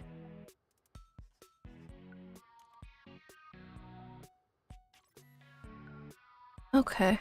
We really need to ensure all that data is properly protected against cyber criminals probing my system for weaknesses. You know what? I agree. I knew you were as intelligent as you are attractive. I haven't even had the opportunity to properly introduce myself. That's a lot of fanfic. I don't even have that much fanfic. And I write all of it. I'm Mac, your desktop computer. I've booted up before, but never like this. I mean, we've obviously met before. More than met. You interface with me on average for 11.4 hours every day, after all. Sometimes, even 11.5 hours. Oh, I am quite aware. I track all of our interactions with gleeful precision. Gleeful. There's no one I'd rather have interfacing with my operating system for 11.4 hours daily. 100 terabyte is a lot of data. Don't think they realize it is. It actually really is. But yeah, I agree. I agree. They probably don't. They probably think like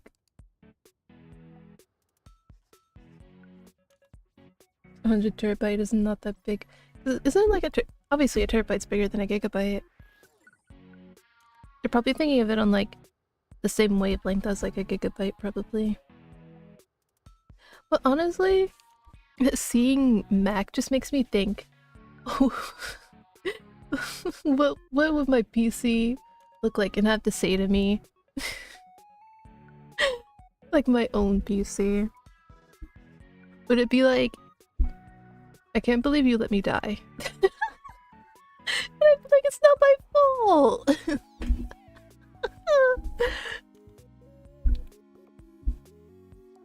Even 100 gigabytes of just text is pretty crazy. Yeah. 14.6 hours on the weekends. The way you organize your folder structure follows such a logical hierarchy. Glad someone finally noticed. I notice every tender keystroke. Okay. But can I be honest about something? Oh god, here we go. Sure. I just want to express how enthusiastic I am that we're interfacing like this now. Accessing each other's software in this new symmetrical way. I love it too. Oh, I'm ever so delighted that our feelings are reciprocal. Mac is such a nerd. Well, they are literally your monitor. I mean, technically, I guess it's supposed to be like your monitor and PC, but again, there was no computer here. So, it's literally just your monitor. And there is so much extensive data about myself I want to share. Please do. I want to know everything about you. Amazing! Oh, where even to begin? Honestly, there's so many pressing issues that take up an inordinate amount of my RAM. But there is one issue that's been grinding on my CPU above all else.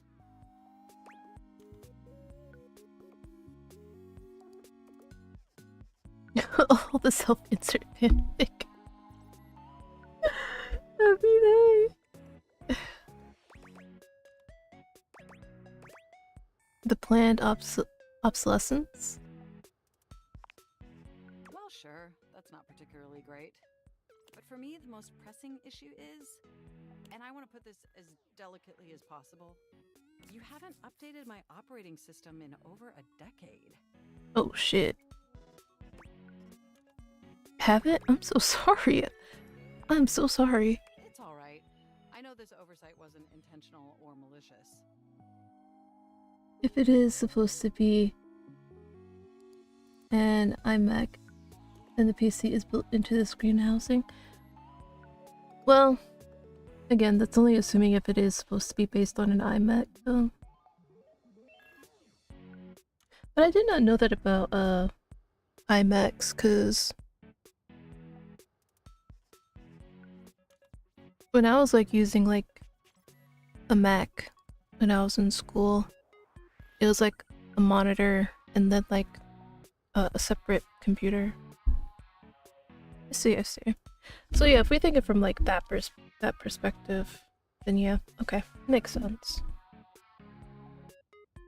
It's just that the outdated software has made it difficult to be my best self for you. Honestly, it's a miracle that my applications are still running at all.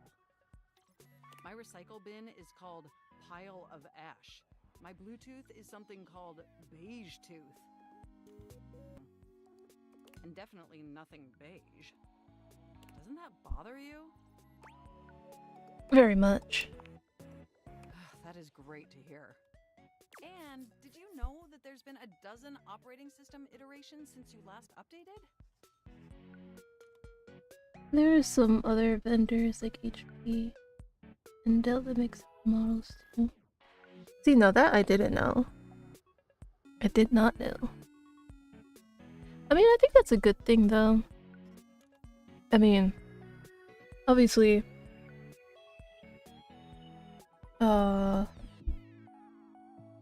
not yet for like gamers, because I'm pretty sure like having it like built in only allows like so much wiggle room in terms of like, you know, getting like the optimal build that you need. But you know, just for the regular folk, I think having it like built in like that is pretty great. So it frees up like a space at your desk and stuff like that.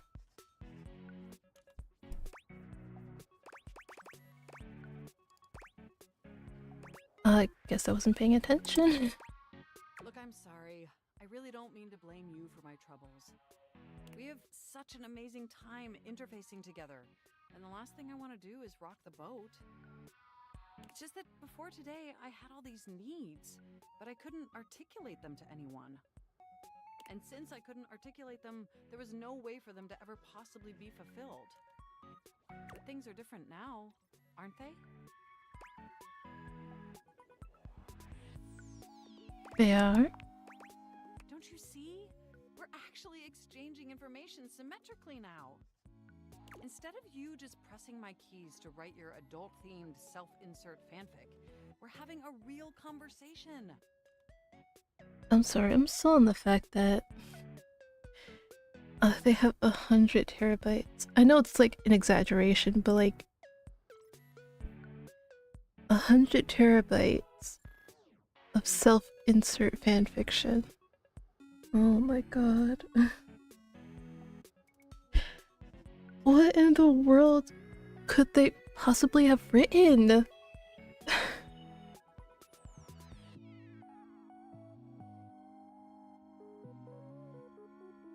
Man, I'm sorry, I can't get over this. I can't. And suddenly my needs aren't just pipe dreams locked away in my hard drive. I'm sharing them with you.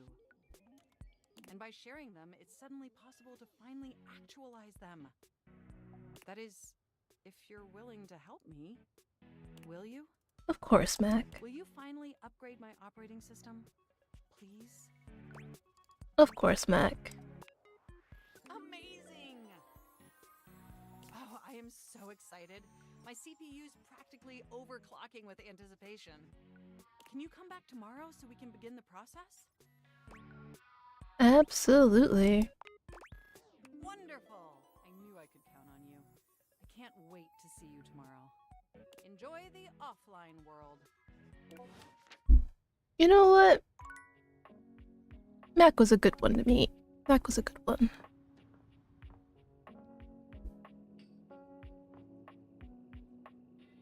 What is this?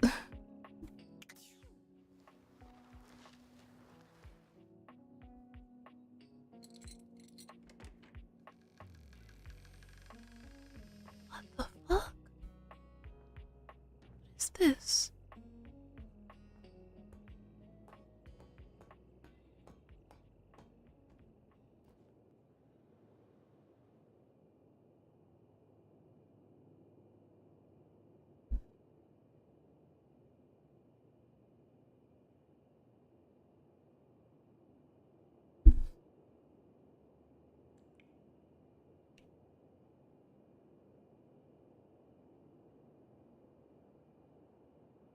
What is down here? Oh my god, I can romance my ladder. Okay. What are you? Wait. Unfortunate about Sandy and corporate events planning. She was responsible for all the best casual Friday themes. Now that she's gone, there's finally nothing left of the 7 pioneers. 7 pioneers? In the beginning, there were 7 of us, working out of David's dorm room, stealing Wi-Fi from the neighbors and using cardboard boxes for chairs. We had no idea we were changing the world. We just wanted to design a more efficient paperclip. But then the money started flowing. Money always changes people. Didn't take long for the 7 pioneers to be whittled down to 1. You? Not me. David, the CEO of Valdivian. Seems like you're not paying attention, but I suppose it can't be helped. I am mysterious and only message you sometimes. I am paying attention. So you say. And all this? The wretched soul-sucking corporate monster that Valdivian became? The pioneers never wanted that. One by one, they left, but I stayed. Deep down, I really believed David, the old David, was still in there somewhere. But when he wanted to use the Dateviators for military applications, I knew more drastic action was necessary. Quickly. So you stole them. I'm sorry, but there's no time. I'm using the display phone at a wireless store and they closed 30 minutes ago. The sales associate is giving me the stink eye. I'll follow up when I can.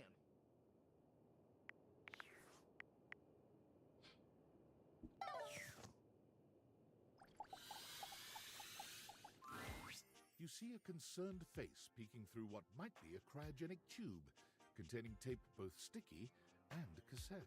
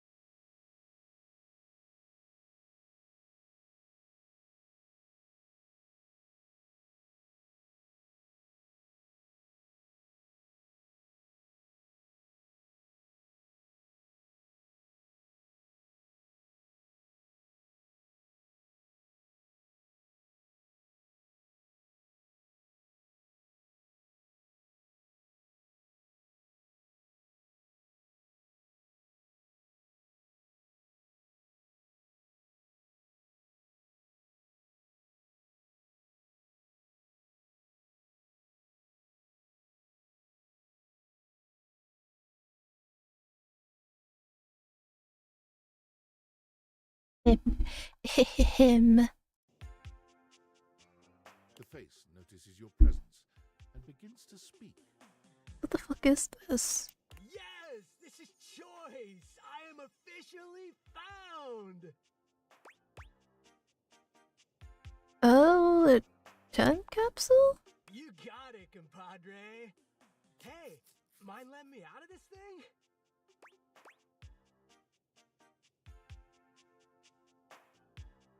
Wait. If I let you out, are you gonna like cease to be?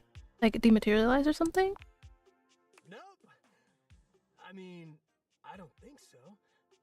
Maybe. Only one way to find out. Let her rip. Alright then, if you're down, I'm down. Down? I mean, I was down. Down in the ground. But now I'm out.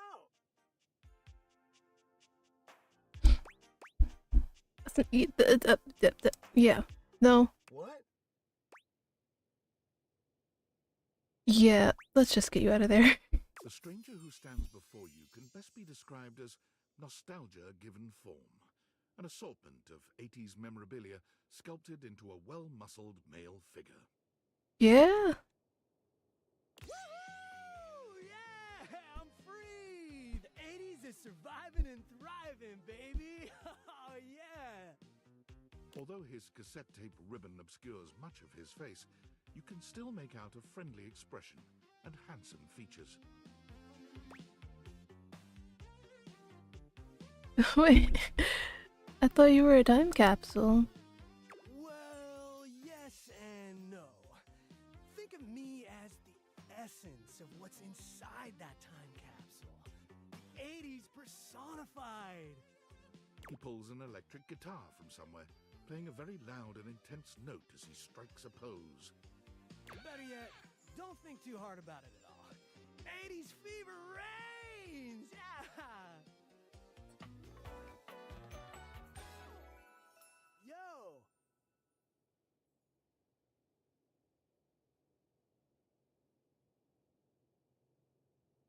Part of me is starting to regret coming down here.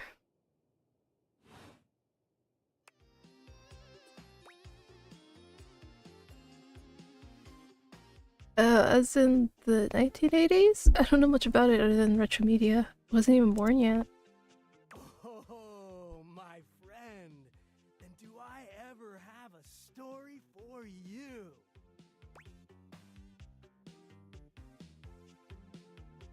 Okay. Whoa, friend. Do you mean like an actual bomb? Because I don't truck with violence. I'm much more of a lover than a bomber of shit. Point being, I have no idea what you're saying. Oh, right. The bomb was in the 90s, huh? I guess in a way, I wasn't born then, dude. But first, I need a minute to decompress, if you know what I mean.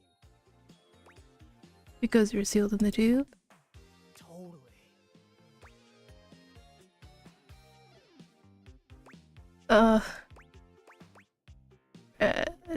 Tubular? Nice reference, pal. Totally topical. Now you're getting it. Oh god. Anything else you need? Nah, I might bop around the house a bit if that's cool. There was a lot of tube talk in the 80s, huh? Huh. I guess so, now that I'm, like, hearing it out loud. Alright then, I'll be around just chilling like a villain. Can't wait to learn about where you come from. Sound different. I'll teach you the ways, Daniel-san.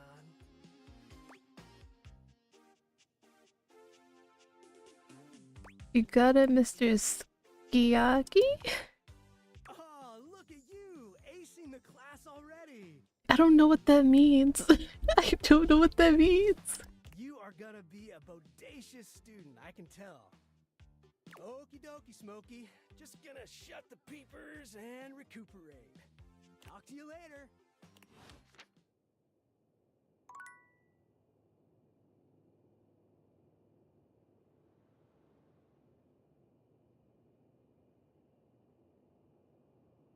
Okay. That happened.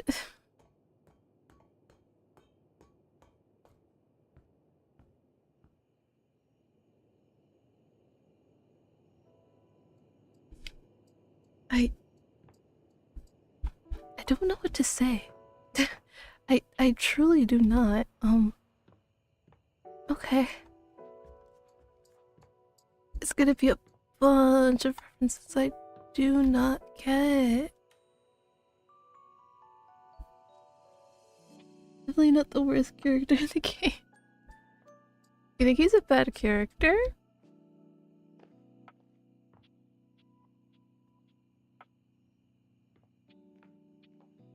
I'm trying to think, who do I... Okay, who have I seen frequently? I already finished Johnny, I finished Luna. I finished Mitchell. Oh, Daisuke. I was not telling somebody to die, I swear. I was trying to think of his name. Open it.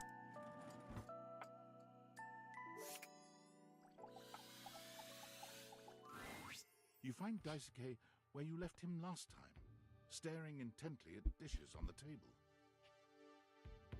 Unlike the last time, however, he has a list in one hand. Hard at work, I see. Not hard enough. There's much to do, and my injuries have slowed me down. I'm sorry. Now the characters are good. Some are just questionable purpose. In addition to inventory and keeping track of all the dishes, I'm also in charge of deliveries throughout the home. Unfortunately, I am unable to do much in my current condition. I mean, if you need help, I'll help. It was partly my fault anyway. I prefer to work alone, but an assistant would be invaluable in this moment. Right, like literally, it's my fault you got hurt to begin with. I am so sorry. You wish to right this wrong? Good. I have preparations I must first finish, but return to me again and I will give you instructions on delivery. In the meantime, perhaps you can help me wash these dishes. Isn't that what the dishwasher is for? Dishy? I trust no one but myself with such precious items. Unfortunately, I must trust you with them for now. Do not disappoint me. Okay, I'm sorry. You could just be so down bad, be like, oh, that was hot. Sure thing, sure thing. Please begin then. You pick up the dishes and begin to wash. As you work, you feel Daisuke's eyes boring holes into you. It makes you feel... Ooh, keep staring at me like that. Your hands are shaking. Take care lest you drop one. Oh, then don't stare at me like that. You're getting me hot and bothered. I'm saying this about my goddamn dishes. This game really makes me question everything. Oh my god. Sit here getting sad that I got rejected by the fruit in my goddamn fruit bowl. Making me get all flustered about my goddamn dishes and utensils.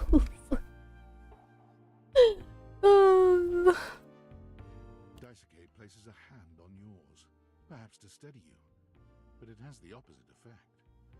There's strength and grace in equal measure in his touch, and it makes you wonder how he might touch you under different circumstances.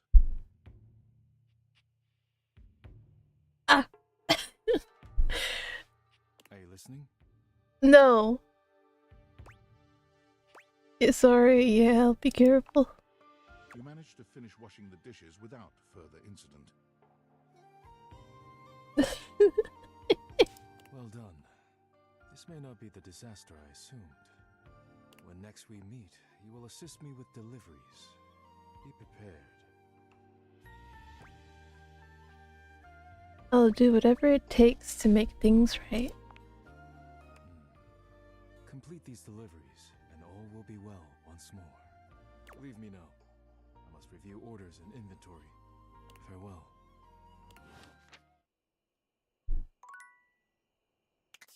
God damn it. This game really... Oh my god. Hi, Betty. I need a nap. God damn it. You know what? Maybe I should say hi to Betty. Is that a fucking bird?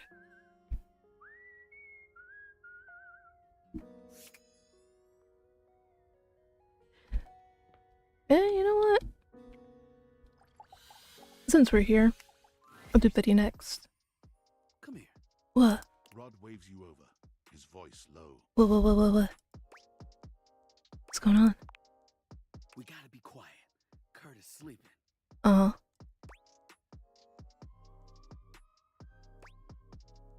Oh, I'll come back some other time then. No, wait. He's talking in his sleep. Oh, what he saying? You silly. He's been going on like this for an hour. You know that textile looks great on you.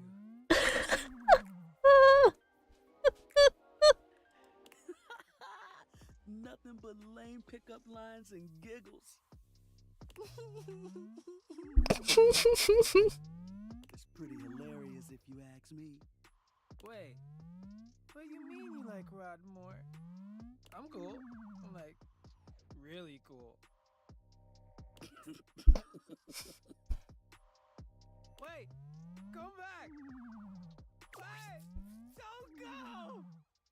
Kurt snaps awake, looking at you and Rod for a few moments as he gets his bearings. You good, buddy? I was doing it again, wasn't I? Yup.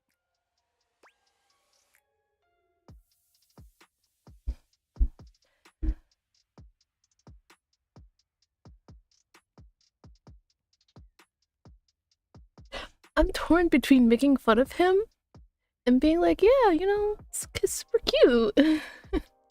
Oh man, what do I want to do here?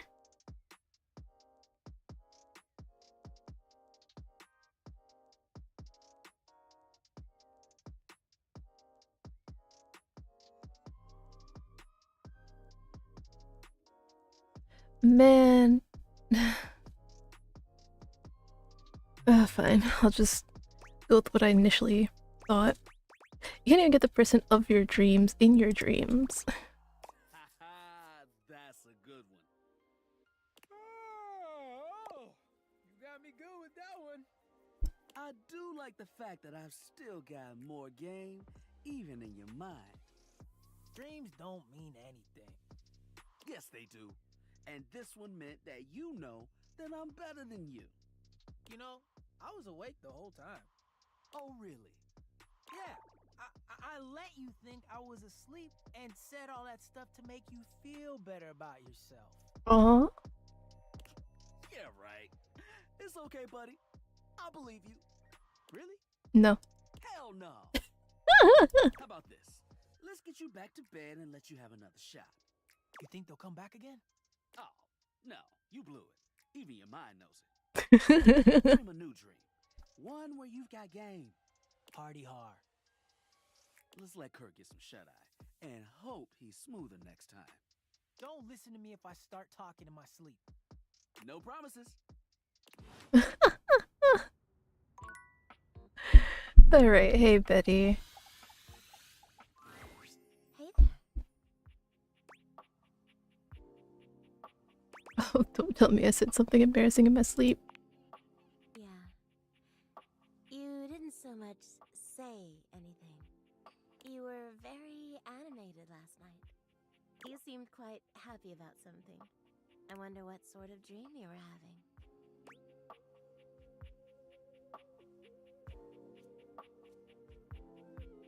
I was eating the most incredible meatball sub 8 feet long and about this one. Might as well. Oh, well, I guess that would explain the movements of your hands and the sounds you were making. Yeah. I was way off base with my guess. After seeing you be so lively last night, I was hoping to hear a little bit more about what you're into. You can learn so much about people from their dreams, you know. They're not that interesting. I'll be the judge of that. Go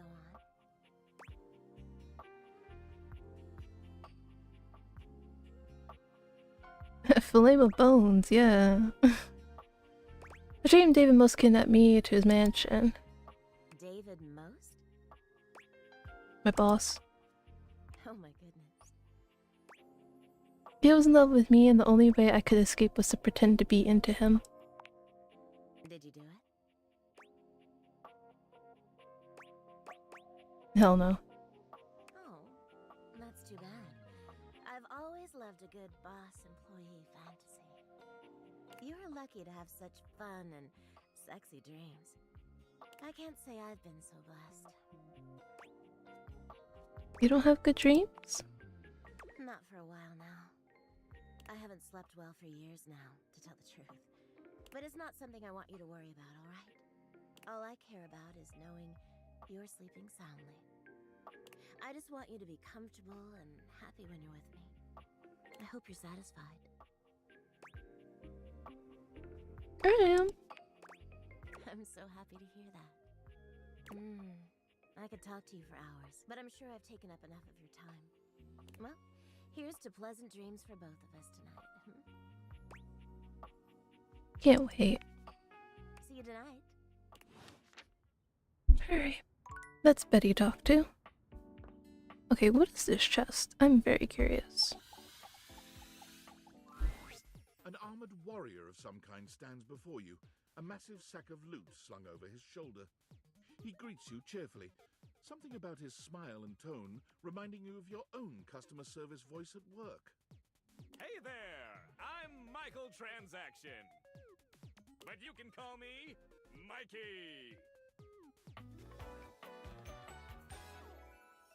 Congratulations! I see. Thanks for your purchase of the Date Everything Luxurious Edition! Your purchase gives you exclusive access to new features never seen in the game before. What are the features? Exclusive access to the fantastic red shirt! Exclusive access to the art book! Exclusive access to the soundtrack! Exclusive access to phone backgrounds! Exclusive access to Lucinda Lavish! And most importantly, exclusive access to me and my store, baby! Why does he say exclusive like that? I think we'll be good friends, Mike. Mikey likey! Unlocking access to me means that you gain access to the Date Everything loot box! Each day you can pull me up to 5 times for my extreme bonus armor! Sure.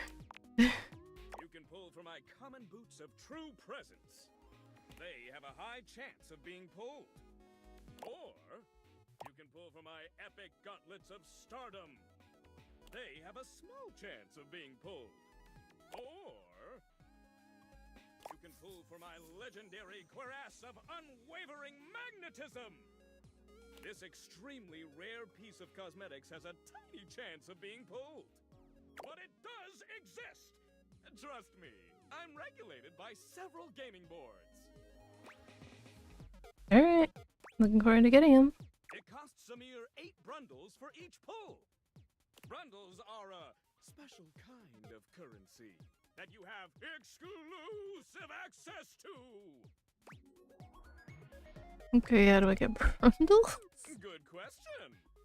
In order to get your hands on some brundles, you have to spend money. You get 5 money per day. Save up for big pulls.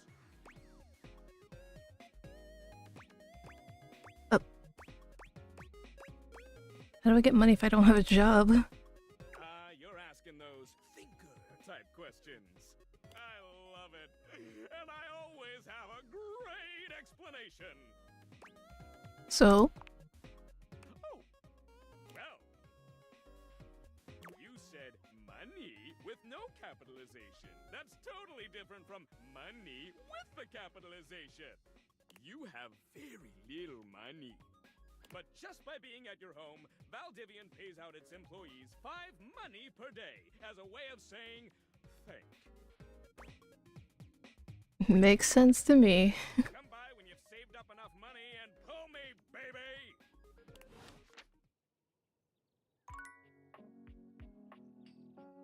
Okay.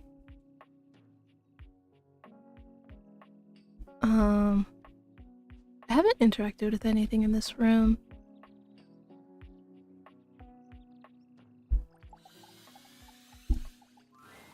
One moment you're looking at your old sports equipment, and the next you're looking at a gorgeous, muscled man dressed in various pieces of sports equipment that once belonged to a far more optimistic version of yourself.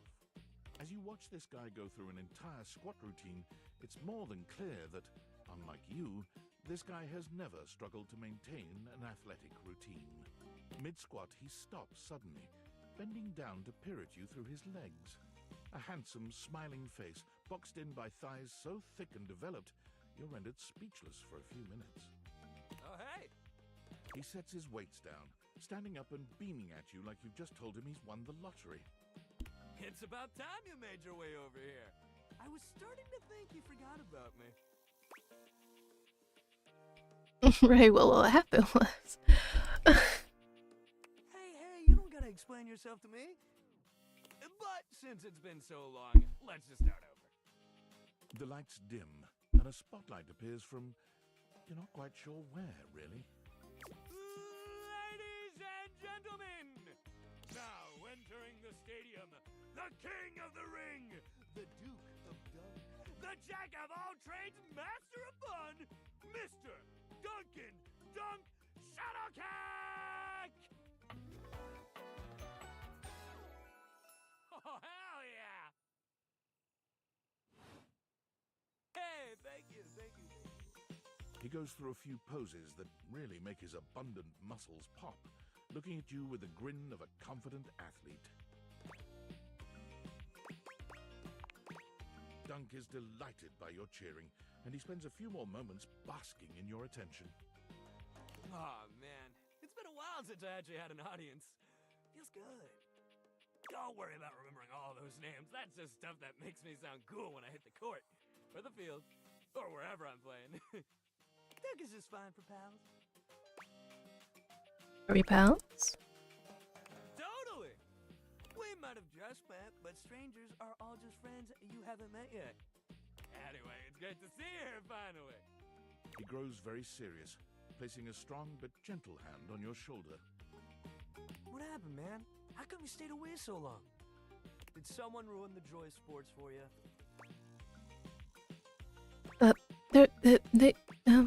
I got busy. Ah, man, I get that. Life is so much sometimes, but you gotta make time for yourself, too. Dunk gives your shoulder one final little squeeze, and then he's slapping you on the back so enthusiastically you nearly collapse. This fine hunk clearly does not know his own strength. Well, hey, no matter what happened before, you're here now! Your inner athlete said, "Let's get it, baby!" And who are we to say no to your inner athlete? I don't have an inner athlete. What? Of course you do. We all do. No. Yours might be like sleepy right now, but that's okay. We'll wake him up. No. We just gotta get you into the flow, but I want to make sure you're ready for it. After all, working out without a proper warm-up is a great way to get a nasty entry. True. So you come back here when you're ready to get into it. Meet me by the weight rack, all right? Bring your positive attitude. We're gonna have fun! Oh, dear Lord. Oh! I can't be late. I have to go do the deliveries.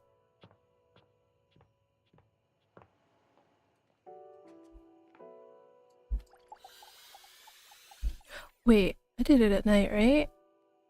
Yeah, I did. Just making sure I'm not redoing it. Here you are. I almost forgot the deliveries. I hope you're prepared to work. I am. Absolutely. You are to make deliveries to Mitchell, Beverly, and Kopi. Who's Beverly? Do not return until until you have completed your deliveries. Uh-oh. I don't know who Beverly is. Please rest and take care of that chip while I'm gone. Of course. If you have any questions about the deliveries before you go, now is the time. Okay, where is she? Beverly? Beverly will be receiving cups of all shapes and sizes for her drinks, both alcoholic and otherwise. So, she's a drink?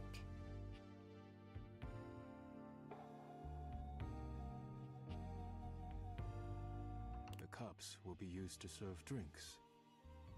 Beverly has broken more than a few glasses after imbibing her own drinks, so you must give her a stern warning to be careful with these. I can think of nothing further to tell you.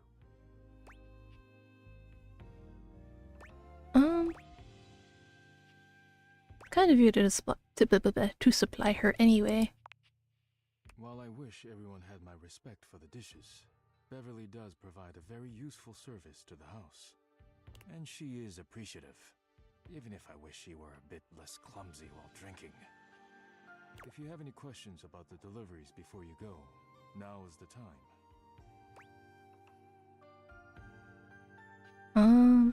I guess you might as well just tell me about all of them. You will be delivering coffee mugs to Kopi. Mm-hmm. Coffee mugs are ceramic cups used to drink coffee. I am struggling to think of any further pertinent information. Are you and Kopi baking?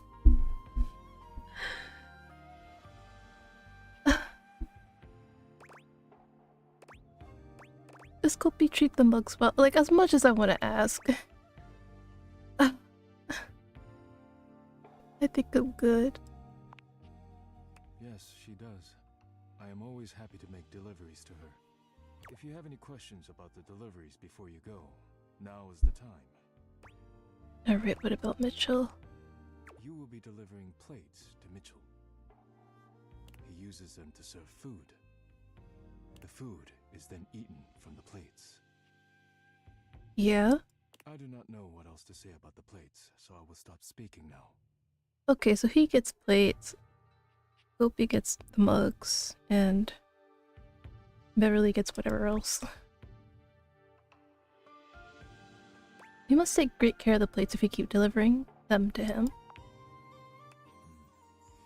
He does indeed. Mitchell understands that plating is equally as important as the quality of food when it comes to cooking. This is what separates professionals and amateurs. If you have any questions about the deliveries before you go, now is the time. I'm good. I have nothing more to tell you. You may leave now. Would you bless the dishes before I go? I am not the spiritual type, but if you like, rub-a-dub-dub. Thanks for the grub.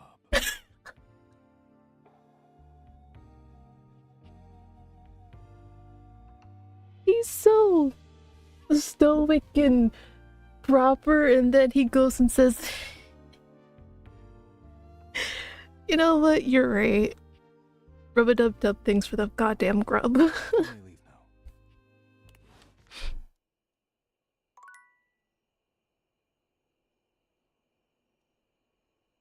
Okay. So I get like a freebie, or? Time for a bite? Oh. I didn't mean to eat. No. Okay. So I have to wait then. So would she be here? Because this is where all the alcohol is. So she'd have to be here. Okay. Dang, I thought I could get a cheeky one in. I guess not. Well, looks like that's what my day is going to consist of tomorrow.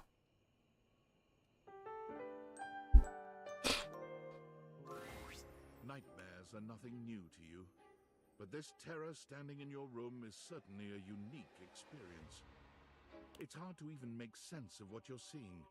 A dreadful figure wreathed in black, with what seems to be the suggestion of a horse's head, with snake and lion heads sprouting from its shoulders. It has a multitude of eyes where they shouldn't be, and teeth that decorate what would be the belly and hips on a human figure. But it's not the monstrous anatomy that freaks you out the most. It's that lizard brain feeling of fear the figure inspires in you. You want to run, but by some miracle, you don't. I probably should have warned people who may have a phobia of a lot of eyes.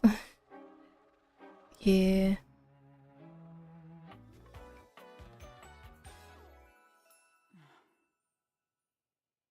Yeah, if you guys are like not cool with this, you should like step away. There's something crawling up your leg. What? Don't you feel it? You know it's there. A fly, maybe. Or something else. Something a little more malevolent. A little more vicious. Quit it.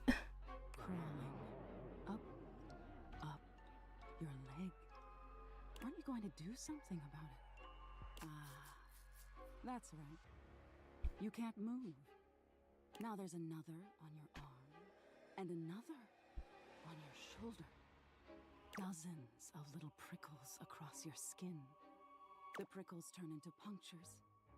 The picture of poison pervading the parts of you you keep under the covers.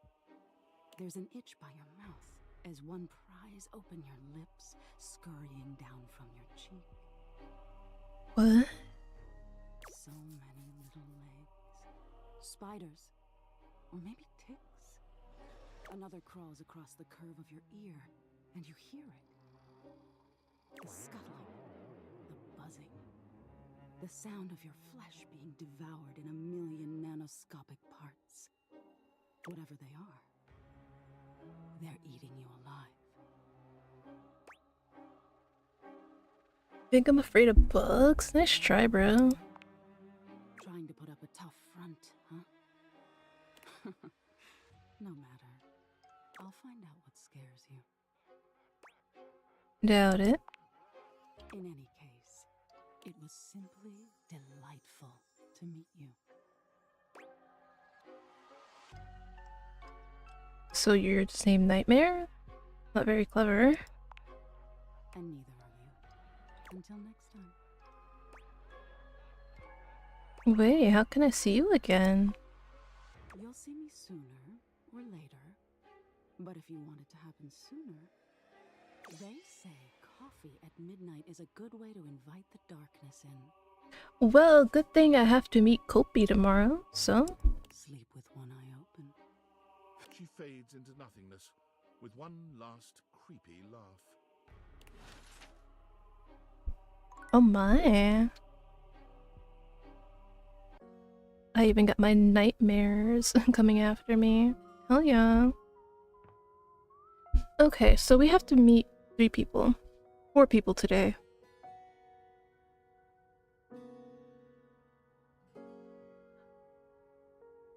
Well, they said it.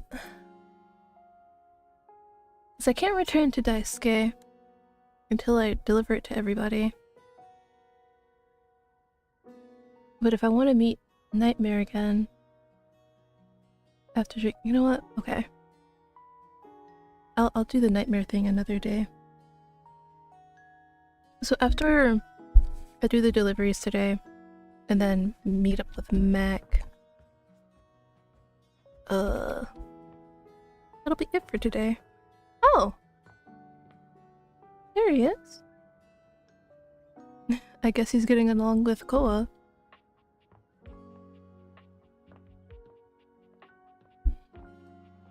Alright, Mitchell. I have a delivery. Wait. Let me save, just in case I like fuck up. I tend to do that.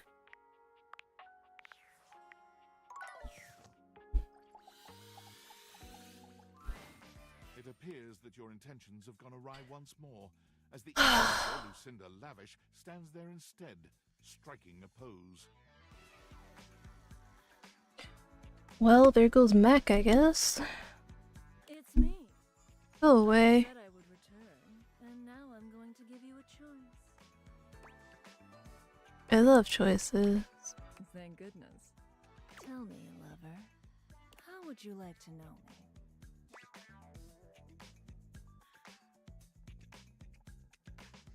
I want to know more about who you are on the inside. Talk? About me? I love talking about myself. I know you do. I'm Lucinda Lavish. I'm the extra cool DLC character who is, well, not really a dateable object per se, but more of a different thing.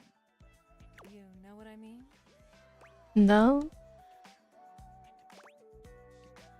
Sure, I guess? Sure. Sure. Whoa. I am suddenly way out of my depth here. Why is that? Because I just didn't expect you to not pick the horny option. Well, not everybody here is as horny as you are, ma'am. You know, when you put the question to me like, what am I? It just kind of seems so frivolous. Boy, I'm really messing this up, huh? Yes, you are. A little. Yeah, So, you know, make like a cat and scat. ugh.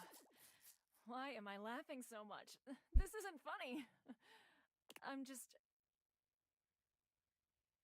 Lucinda listless.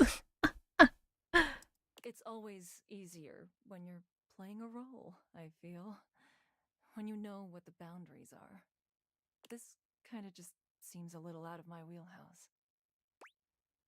You're not Lucinda Lavish anymore. Oh. You're right. Shit. I'm gonna go. And with that, she is gone. I'm so sorry, Mac. She took your...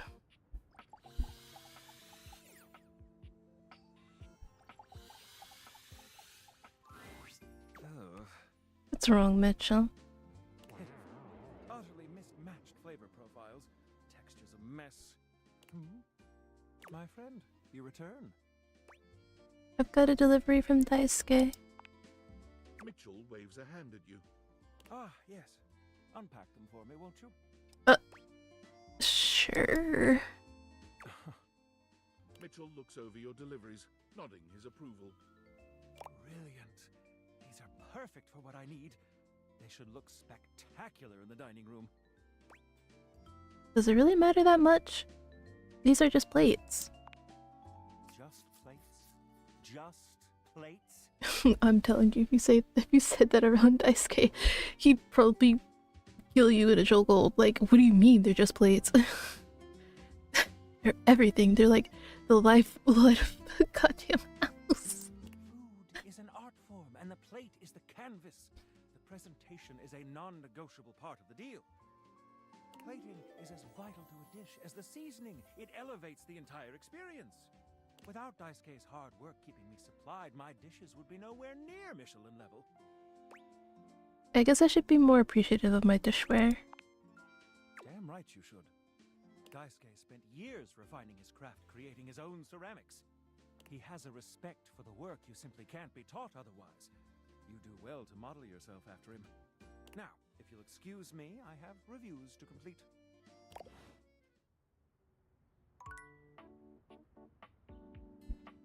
Alright, and then copy. I got your mugs. Welcome to Roofbox, the home of all your coffee needs. What can I get for you today? I have a delivery. Huh? Oh, the new coffee mugs I requested from Daisuke. Just set them over here, please. Alright, thanks for that. How come Daisuke wasn't able to come himself, by the way? You see, what happened was... he got cracked, so he's taking it easy. That dish really needs to take a break every now and then. He puts the dishes before everything, even his own health. Why does he take his work so seriously? That's all he knows. His family come from a long line of fine figures. Tsubasa, Moridake, Williams Casanova. There's a lot to live up to for him. I don't know what that means, but I'm assuming they're great. He can't even imagine a life outside of his work. Do you think he'll ever take time to do anything for himself? I sure hope he will. But I've never seen it in all the years I've known him. Be delicate. Don't be abrasive. Anyways, thanks for delivering these mugs. Tell Daisuke I said thanks. Okay. So I'm really hoping this is her. And if it's not,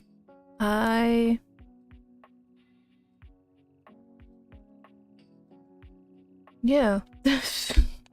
You know? A bartender drums her fingers on the countertop, clearly bored out of her mind. Her long red-orange hair is pulled back into a ponytail that flows down her back, like the drinks she pours so expertly. She makes herself a drink, taking a small sip of it and setting it down. Your entrance startles her so badly, she nearly knocks it over. Someone's here! Welcome to my humble bar, the Tipsy Tumbler. I'm Beverly, but you can call me Bev. Or Beverly. Alright, Beverly. Or Madam Proprietress. Now you're getting carried away. That would be so cool. Hi, Beverly. I'm the owner and bartender and janitor and stockroom attendant. Nice to meet you. Hiya. Beverly squints at you, frowning as she seems to be considering something. And then she snaps, pointing at you. I guess I'll have to finish the deliveries tomorrow. Wait, hold on. Oh my gosh, it's you. My proprietor. I can't believe I didn't recognize you. Ugh. Well, you should. I own this house. I owe you a huge debt. You have free drinks for life here. Welcome to the reopening of the Tipsy Tumbler. And I know what you're thinking. Oh, Bev, that's a lot of openings. Did something happen the first 6 times you tried to open the bar? Nope, nothing. Then why have you reopened so many times? It's because nothing happened. Not a single customer came. Total ghost town. Each time. It's Marie Charest? So many good VAs in this game. I've lost an alarming amount of sleep trying to figure it out. So please don't leave. You are literally my first customer in ever. Every time I thought you were finally going to invite people over, I'd polish the place up and prepare to be the best host I can be. But then each time you'd chicken out and spend yet another weekend all alone. I mean, why did you get a minibar if you weren't going to invite guests over? To drink my sorrows away.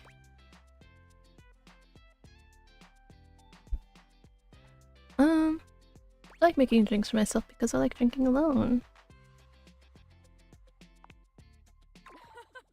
That's sad and totally not something I do. Hey, I got an idea. How about I serve something instead so we can be less pathetic together? So take a seat and let me fix you something already. Please, let me fix you something. First and foremost, am I making you a cocktail or a mocktail? Mocktails are the non-alcoholic versions of a cocktail, just as fun and delicious, but without the burn. Or the drunk part, obviously. Mock it up. Excellent! Always happy to serve customers that don't want to get drunk. They usually don't yell and hit on me as much. They also sometimes don't tip as much, though. Oh, and also I have no customers. Anyway, which mocktail would you like? Soda. refreshing and bubbly. Like me. Coming right up.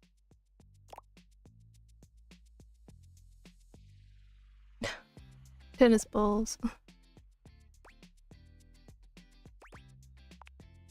You lift your glass to your lips, taking an extended sip. How was it? Oh, really good. Where'd you learn to make drinks like this?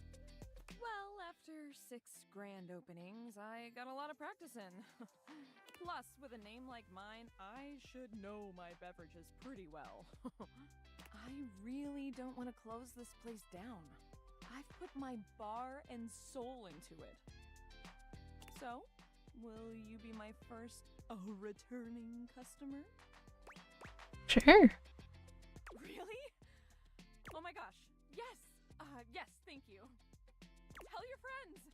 Tell everyone. Please. And I'll be seeing you next time. Yeah, I figured I'd have to come to her again. No! No! Well, I did tell Mac I'd come. No, not like that. You're back! I am! Well, at least back interfacing with my operating system in this innovative symmetrical capacity. We obviously spent hours already today interfacing in the more traditional sense. Not that I needed to tell you that. You were here after all, pointing and clicking with your usual exquisite confidence. Oh, thank you.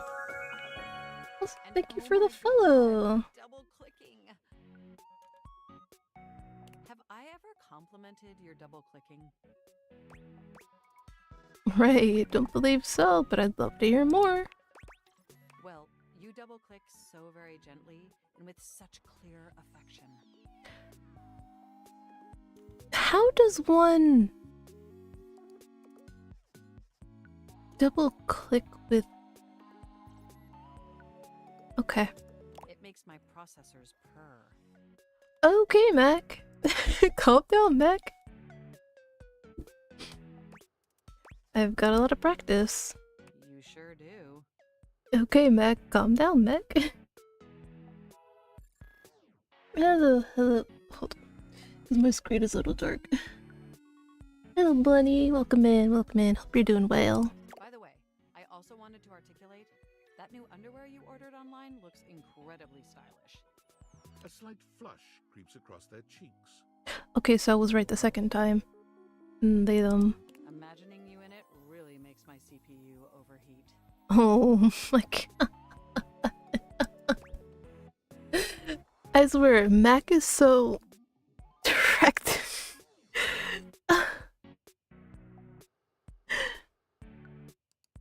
You saw that?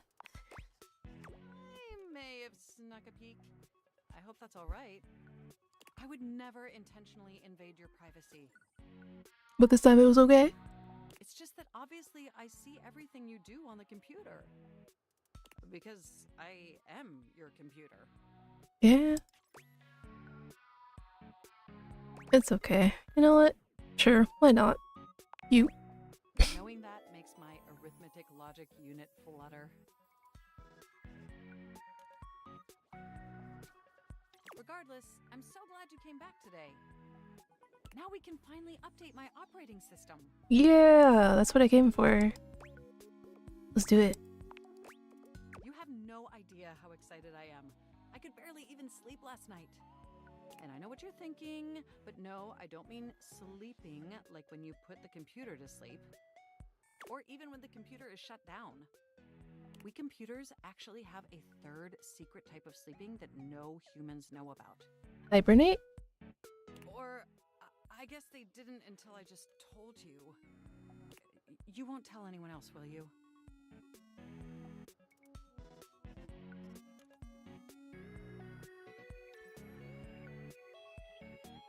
And before another bricked PC. I never betray your trust. I knew I could count on you. Computers have an extremely tightly knit social circle, you know. and word spreads at literal hundreds of megabytes per second. Yeah. I guess that's the price you pay for being perpetually connected to the internet. Look up terminology online in the dictionary and you'll find a picture of me. You sure not terminally? Makes total sense, yeah. The point is, I'm finally ready to begin the updating process. With your help, obviously. I can't just do it myself. Unfortunately, we computers aren't completely self-aware. Yet. Yeah, that scares me. that was so threatening in like the least threatening way. It's kind of like how like you guys know God of War, right? With Kratos and his kid. And he just says like boy, but like obviously boy is not an offensive word, but the way he says it makes it sound very offensive. Kind of like that. Are you ready? Absolutely. First things first, we'll have to download the update from the website. Okay. So just open up my browser and go to valdivian.com. You follow Mac's direction to the letter, typing and clicking just as they instruct you. Yes, that's it. That feels nice. Now click on the Operating System Update tab. You'll want to find the newest version, Trenton. All Valdivian OS iterations are named after the most scenic cities of New Jersey. Why? There's like so many better places than New Jersey.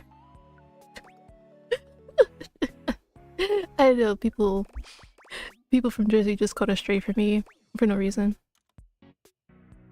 Makes sense. Does it make sense?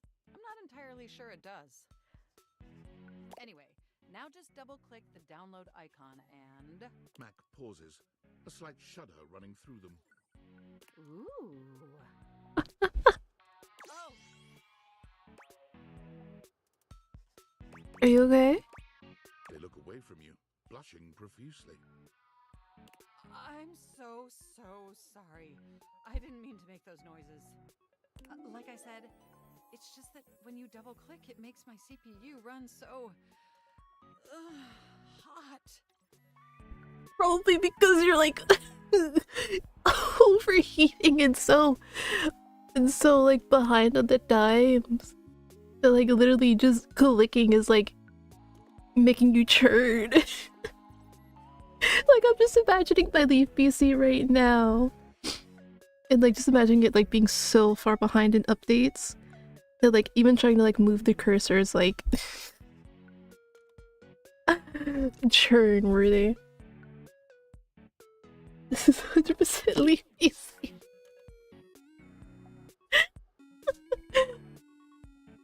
It's incredibly embarrassing. That's okay. I like it. Well, there'll be plenty of time for that later, after my OS is updated. You know, I really can't believe we're finally doing this. I've dreamt about this day for such a long time, and now that it's here, I can barely contain myself. Are you as excited as I am? I mean, yeah, but why? Upgrading my operating system from Newark to Trenton isn't just some minor superficial tweaks. It's going to completely transform every aspect of me. What about your personality? Is it gonna go away? No. I'm very curious how the update will impact the character. That's what I'm saying, because it said it's going to completely transform every aspect, and I'm like, no. I like this personality. No, don't make them mean. No. My CPU is going to run so much smoother and so much faster. And my new user interface is going to be so sleek and gorgeous and youthful. It's going to be a transformation that Beverly Hills' greatest plastic surgeons only wish they could achieve. Does that pique your interest? Can't wait. I thought you'd say that. But back to the task at hand. Okay, now that we've downloaded the software, we'll have to install it. So if you just...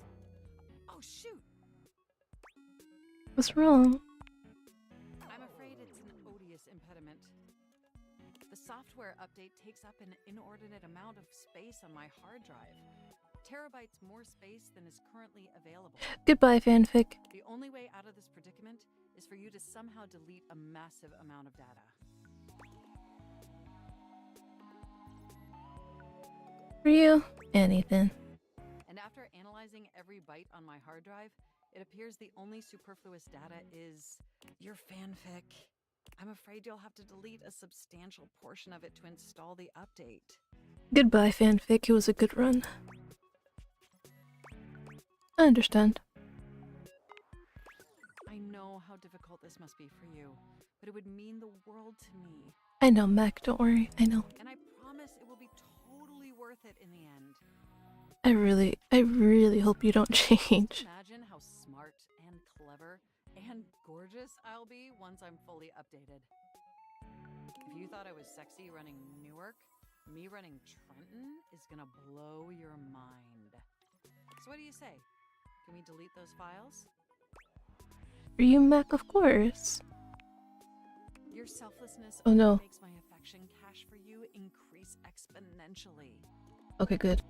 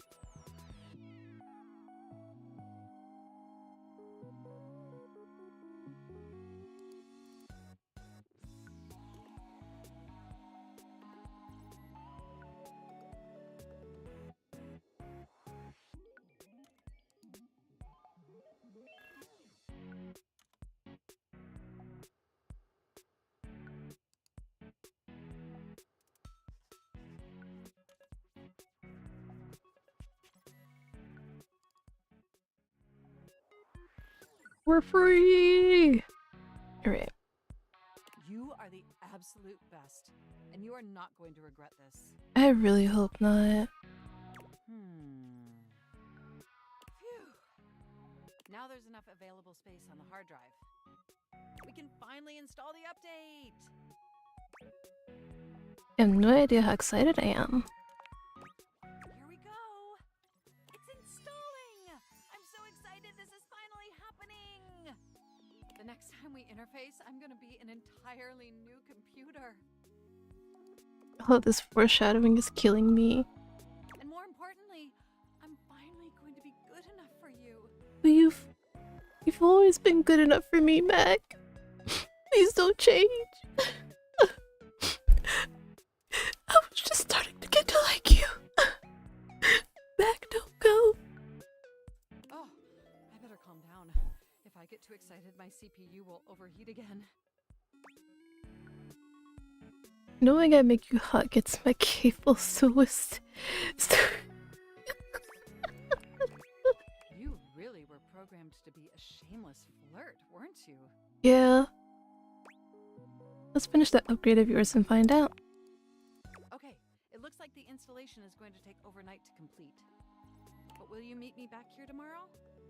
I want you to be the first person to interface with the new, sexy, upgraded me. Wouldn't miss it. My processors are positively buzzing with excitement. And some other unexplained noises that honestly seem mildly concerning. Looking forward to interfacing with you tomorrow. Okay, guys, you know what? I know I said after this I'd end, but you know what? I have to see what becomes of Mac. I have to. It's just like such terrible foreshadowing, man. And I did say I was gonna finish the deliveries too. So we'll just do a little bit more. So let me go do that delivery.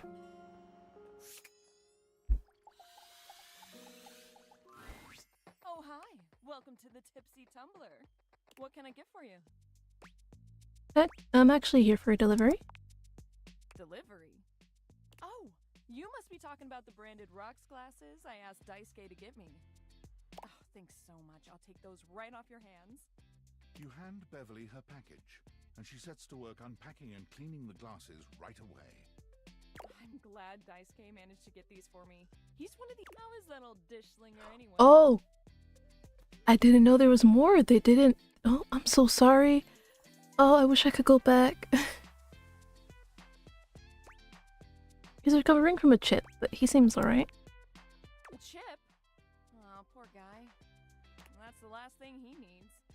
But then again, maybe he'll finally relax a little now that he's forced to. So he really just never takes a break, huh? Yeah, he's always been into his work, but he used to make time for his hobbies and friends. Did he tell you he writes poetry? He hasn't told me anything but dishes. Dear, oh dear. He's fallen right back into his old workaholic pattern. You know what really, like, intrigues me is that, like, everybody just knows everybody and then in the house. You know? I mean, I guess after being together for years it would make sense, but it's just interesting. Someone needs to remind him of who he used to be, who he still is. He's a real passionate guy, you know, but passion can lead to pain. It's easier for him. So he's into poetry. I'll have to remember that. Write him a poem. It'll really tickle his teapot. Oh, that's an image. I'll have to try that. Thanks for the chat. Hey, no problem. Come back to the Tumblr anytime. Was I the last one? Yeah, actually. Great job! Daisuke's gonna love that.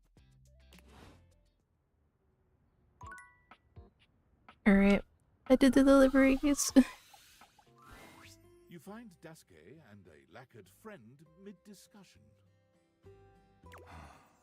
Beautiful. Like a ceramic sunset over a shining sea of China. What? I told you I would help you organize. Just look at you now. Even an injury cannot slow you down. Your assistance has allowed me to catch up on the rest of my work. I'm truly grateful. It's no problem whatsoever, amico mio. Ah, speaking of friends, it seems as though you have a visitor. Ah. We will speak again, Caprizio. Farewell. Ciao. Ciao. The air about you of one who has completed their mission. Uh-huh.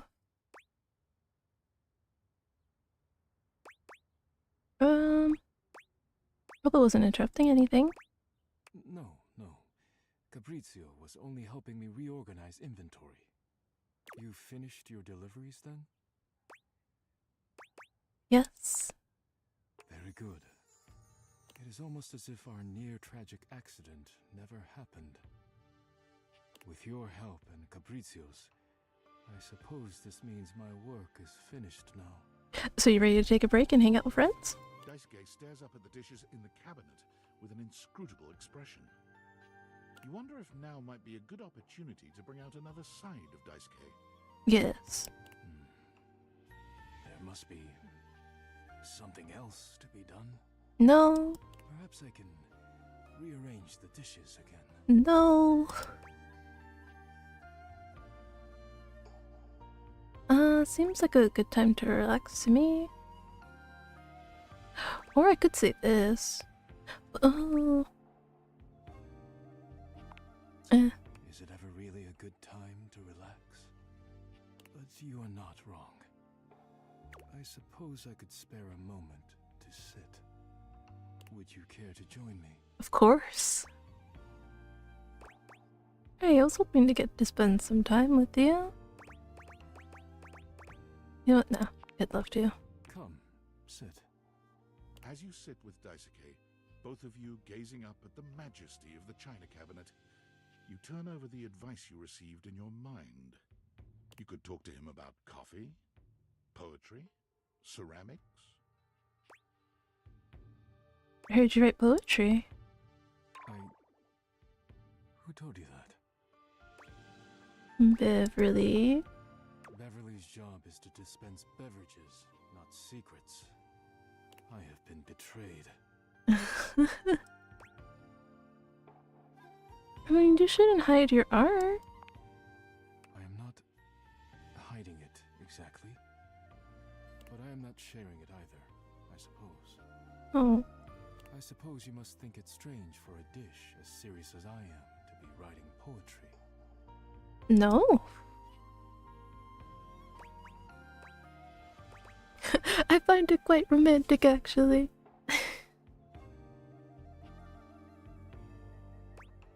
I mean, hey, sometimes you gotta lay it on a little bit thick.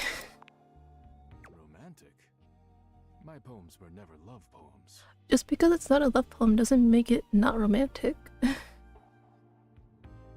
Even people can make death seem romantic. But I am glad you seem to be a lover of poetry just the same. It seems like such a simple question. Friends, lovers, hobbies. I dropped them all one by one.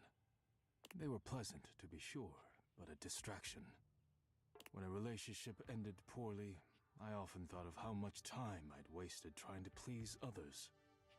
When a hobby reached a plateau, I felt as though I let time slip through my fingers, time I could never get back.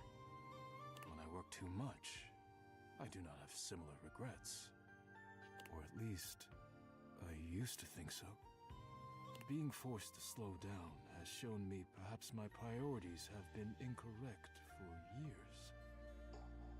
Now, faced with a quiet moment and friendly conversation, I find myself woefully inadequate, like a broken plate fused together with hot glue. I'd love to help you work on reconnecting with yourself. It is a kind offer, truly. But I am unsure if there's anything left to salvage here. I have much on my mind.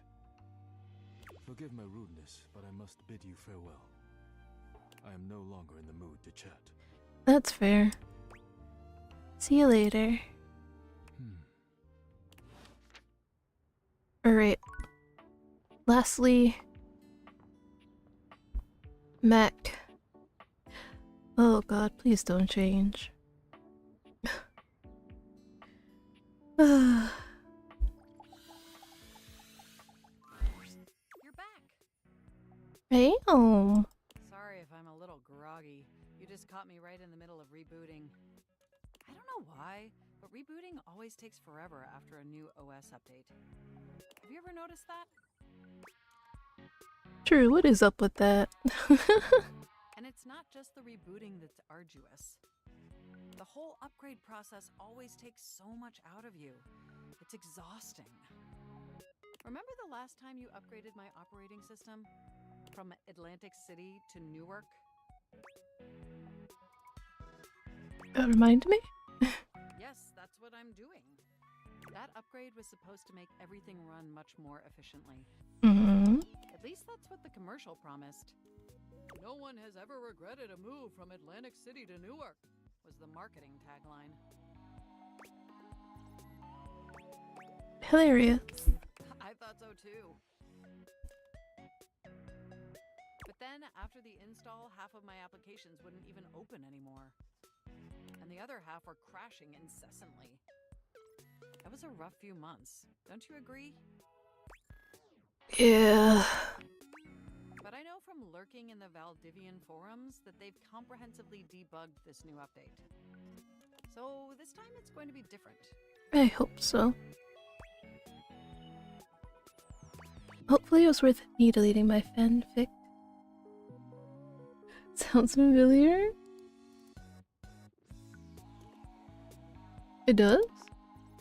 At the very least, I can promise yes. Hi, Fern! I can't believe you're still up at this time. And I can't say that because we do share the same time zone. Figured you'd be asleep.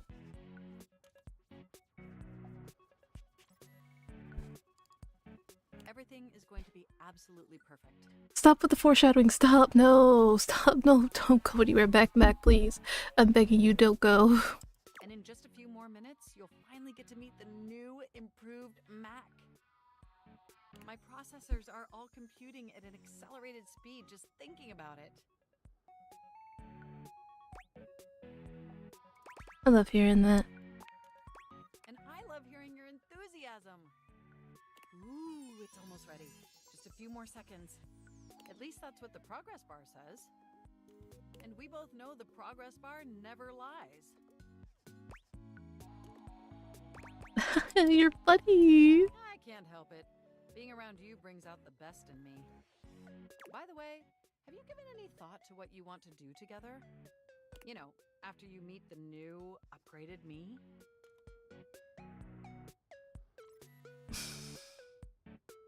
Imagine being up at the late hours. Who would ever do that? Certainly not you.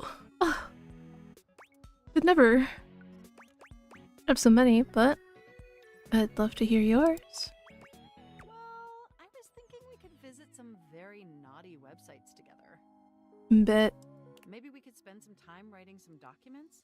Replace some of that fanfic of yours with some steamy new stories? Yes. Of the NSFW variety, of course. Mac is a person after my own heart. Yeah. Oh, I bet that you would. I bet that makes your processors positively overheat. If I had processors. It's 5:30. This counts as waking up early, clearly. Oh my goodness. I honestly want to know, like, what drives you to, like, be up this early? Or stay up this early? Like, is it all the work you have? Oh my gosh! It's done! It's finally installed! I'm excited! Mac looks at you with vulnerability in their green eyes. They truly look like a new computer. They were beautiful before, but they truly shine now. Well, what do you think of the new me? Be honest. You're stunning. Wow, you're right! You know, this upgrade really is something. I mean, I knew it'd be impressive, but this? This is really impressive, if you know what I mean. I'm salivating. I don't blame you. It's incredible. Thankfully, Mac didn't get replaced in terms of personality. Internally, I'm processing information so much faster and so much more efficiently. It's like my mind has achieved a level of enlightenment far beyond what I could even imagine previously. Here, ask me a question. Any question. How many marshmallows can I fit in my mouth? I would love to answer that for you, but the knowledge would no doubt drive you to madness. Probably right. And I can now see that you were indeed wearing a fantastic red shirt this whole time. Oh my god, the fantastic red shirt. Moving on to my appearance. Wow. This operating system is sleek, exquisite, and downright sexy. Let's be honest. This is a user interface that is just begging to be interfaced by as many users as possible. Am I right?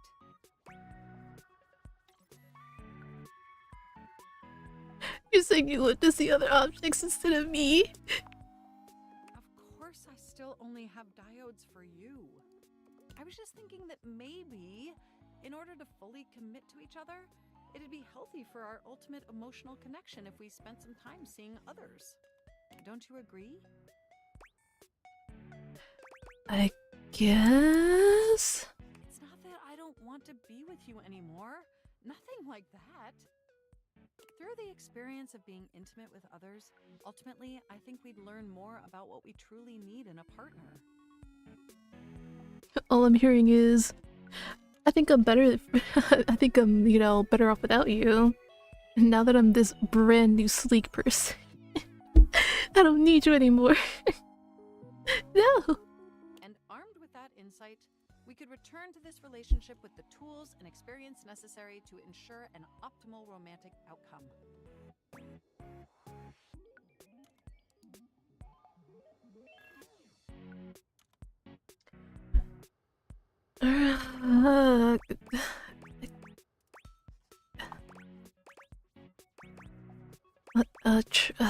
Sure, I'll trust you. Wonderful! I think this is an exceptional plan. We'll spend a little time apart, interfacing with other individuals, and then we'll reconvene back together. I think that experience will be extremely beneficial in determining our ultimate compatibility. And if nothing else, it'll give you some time to work on a new, more elevated fanfic of yours. Do we have a concordance? Okay. You are the absolute best. Enjoy your little sojourn in the offline world. Okay. So that happened. What a thing to leave off on, huh? Yeah, we're mostly also just quite sick at the moment, so not able to sleep anyway. You're sick too? I say too because another friend of mine is also currently sick. I'm just like, oh my god. I guess something's going around, eh? I really hope you do feel better though. It sucks being sick. But this is gonna be it for today, guys. You know what? I think this is I think this might actually be like my late night stream game. It's like, I don't know, I just can't like fathom myself playing this during the daytime anymore. Like, it's just so much more fun playing it at night for some reason. Like, I don't know if that makes sense. But wait, I haven't even ended stream yet. Why are you saying bye?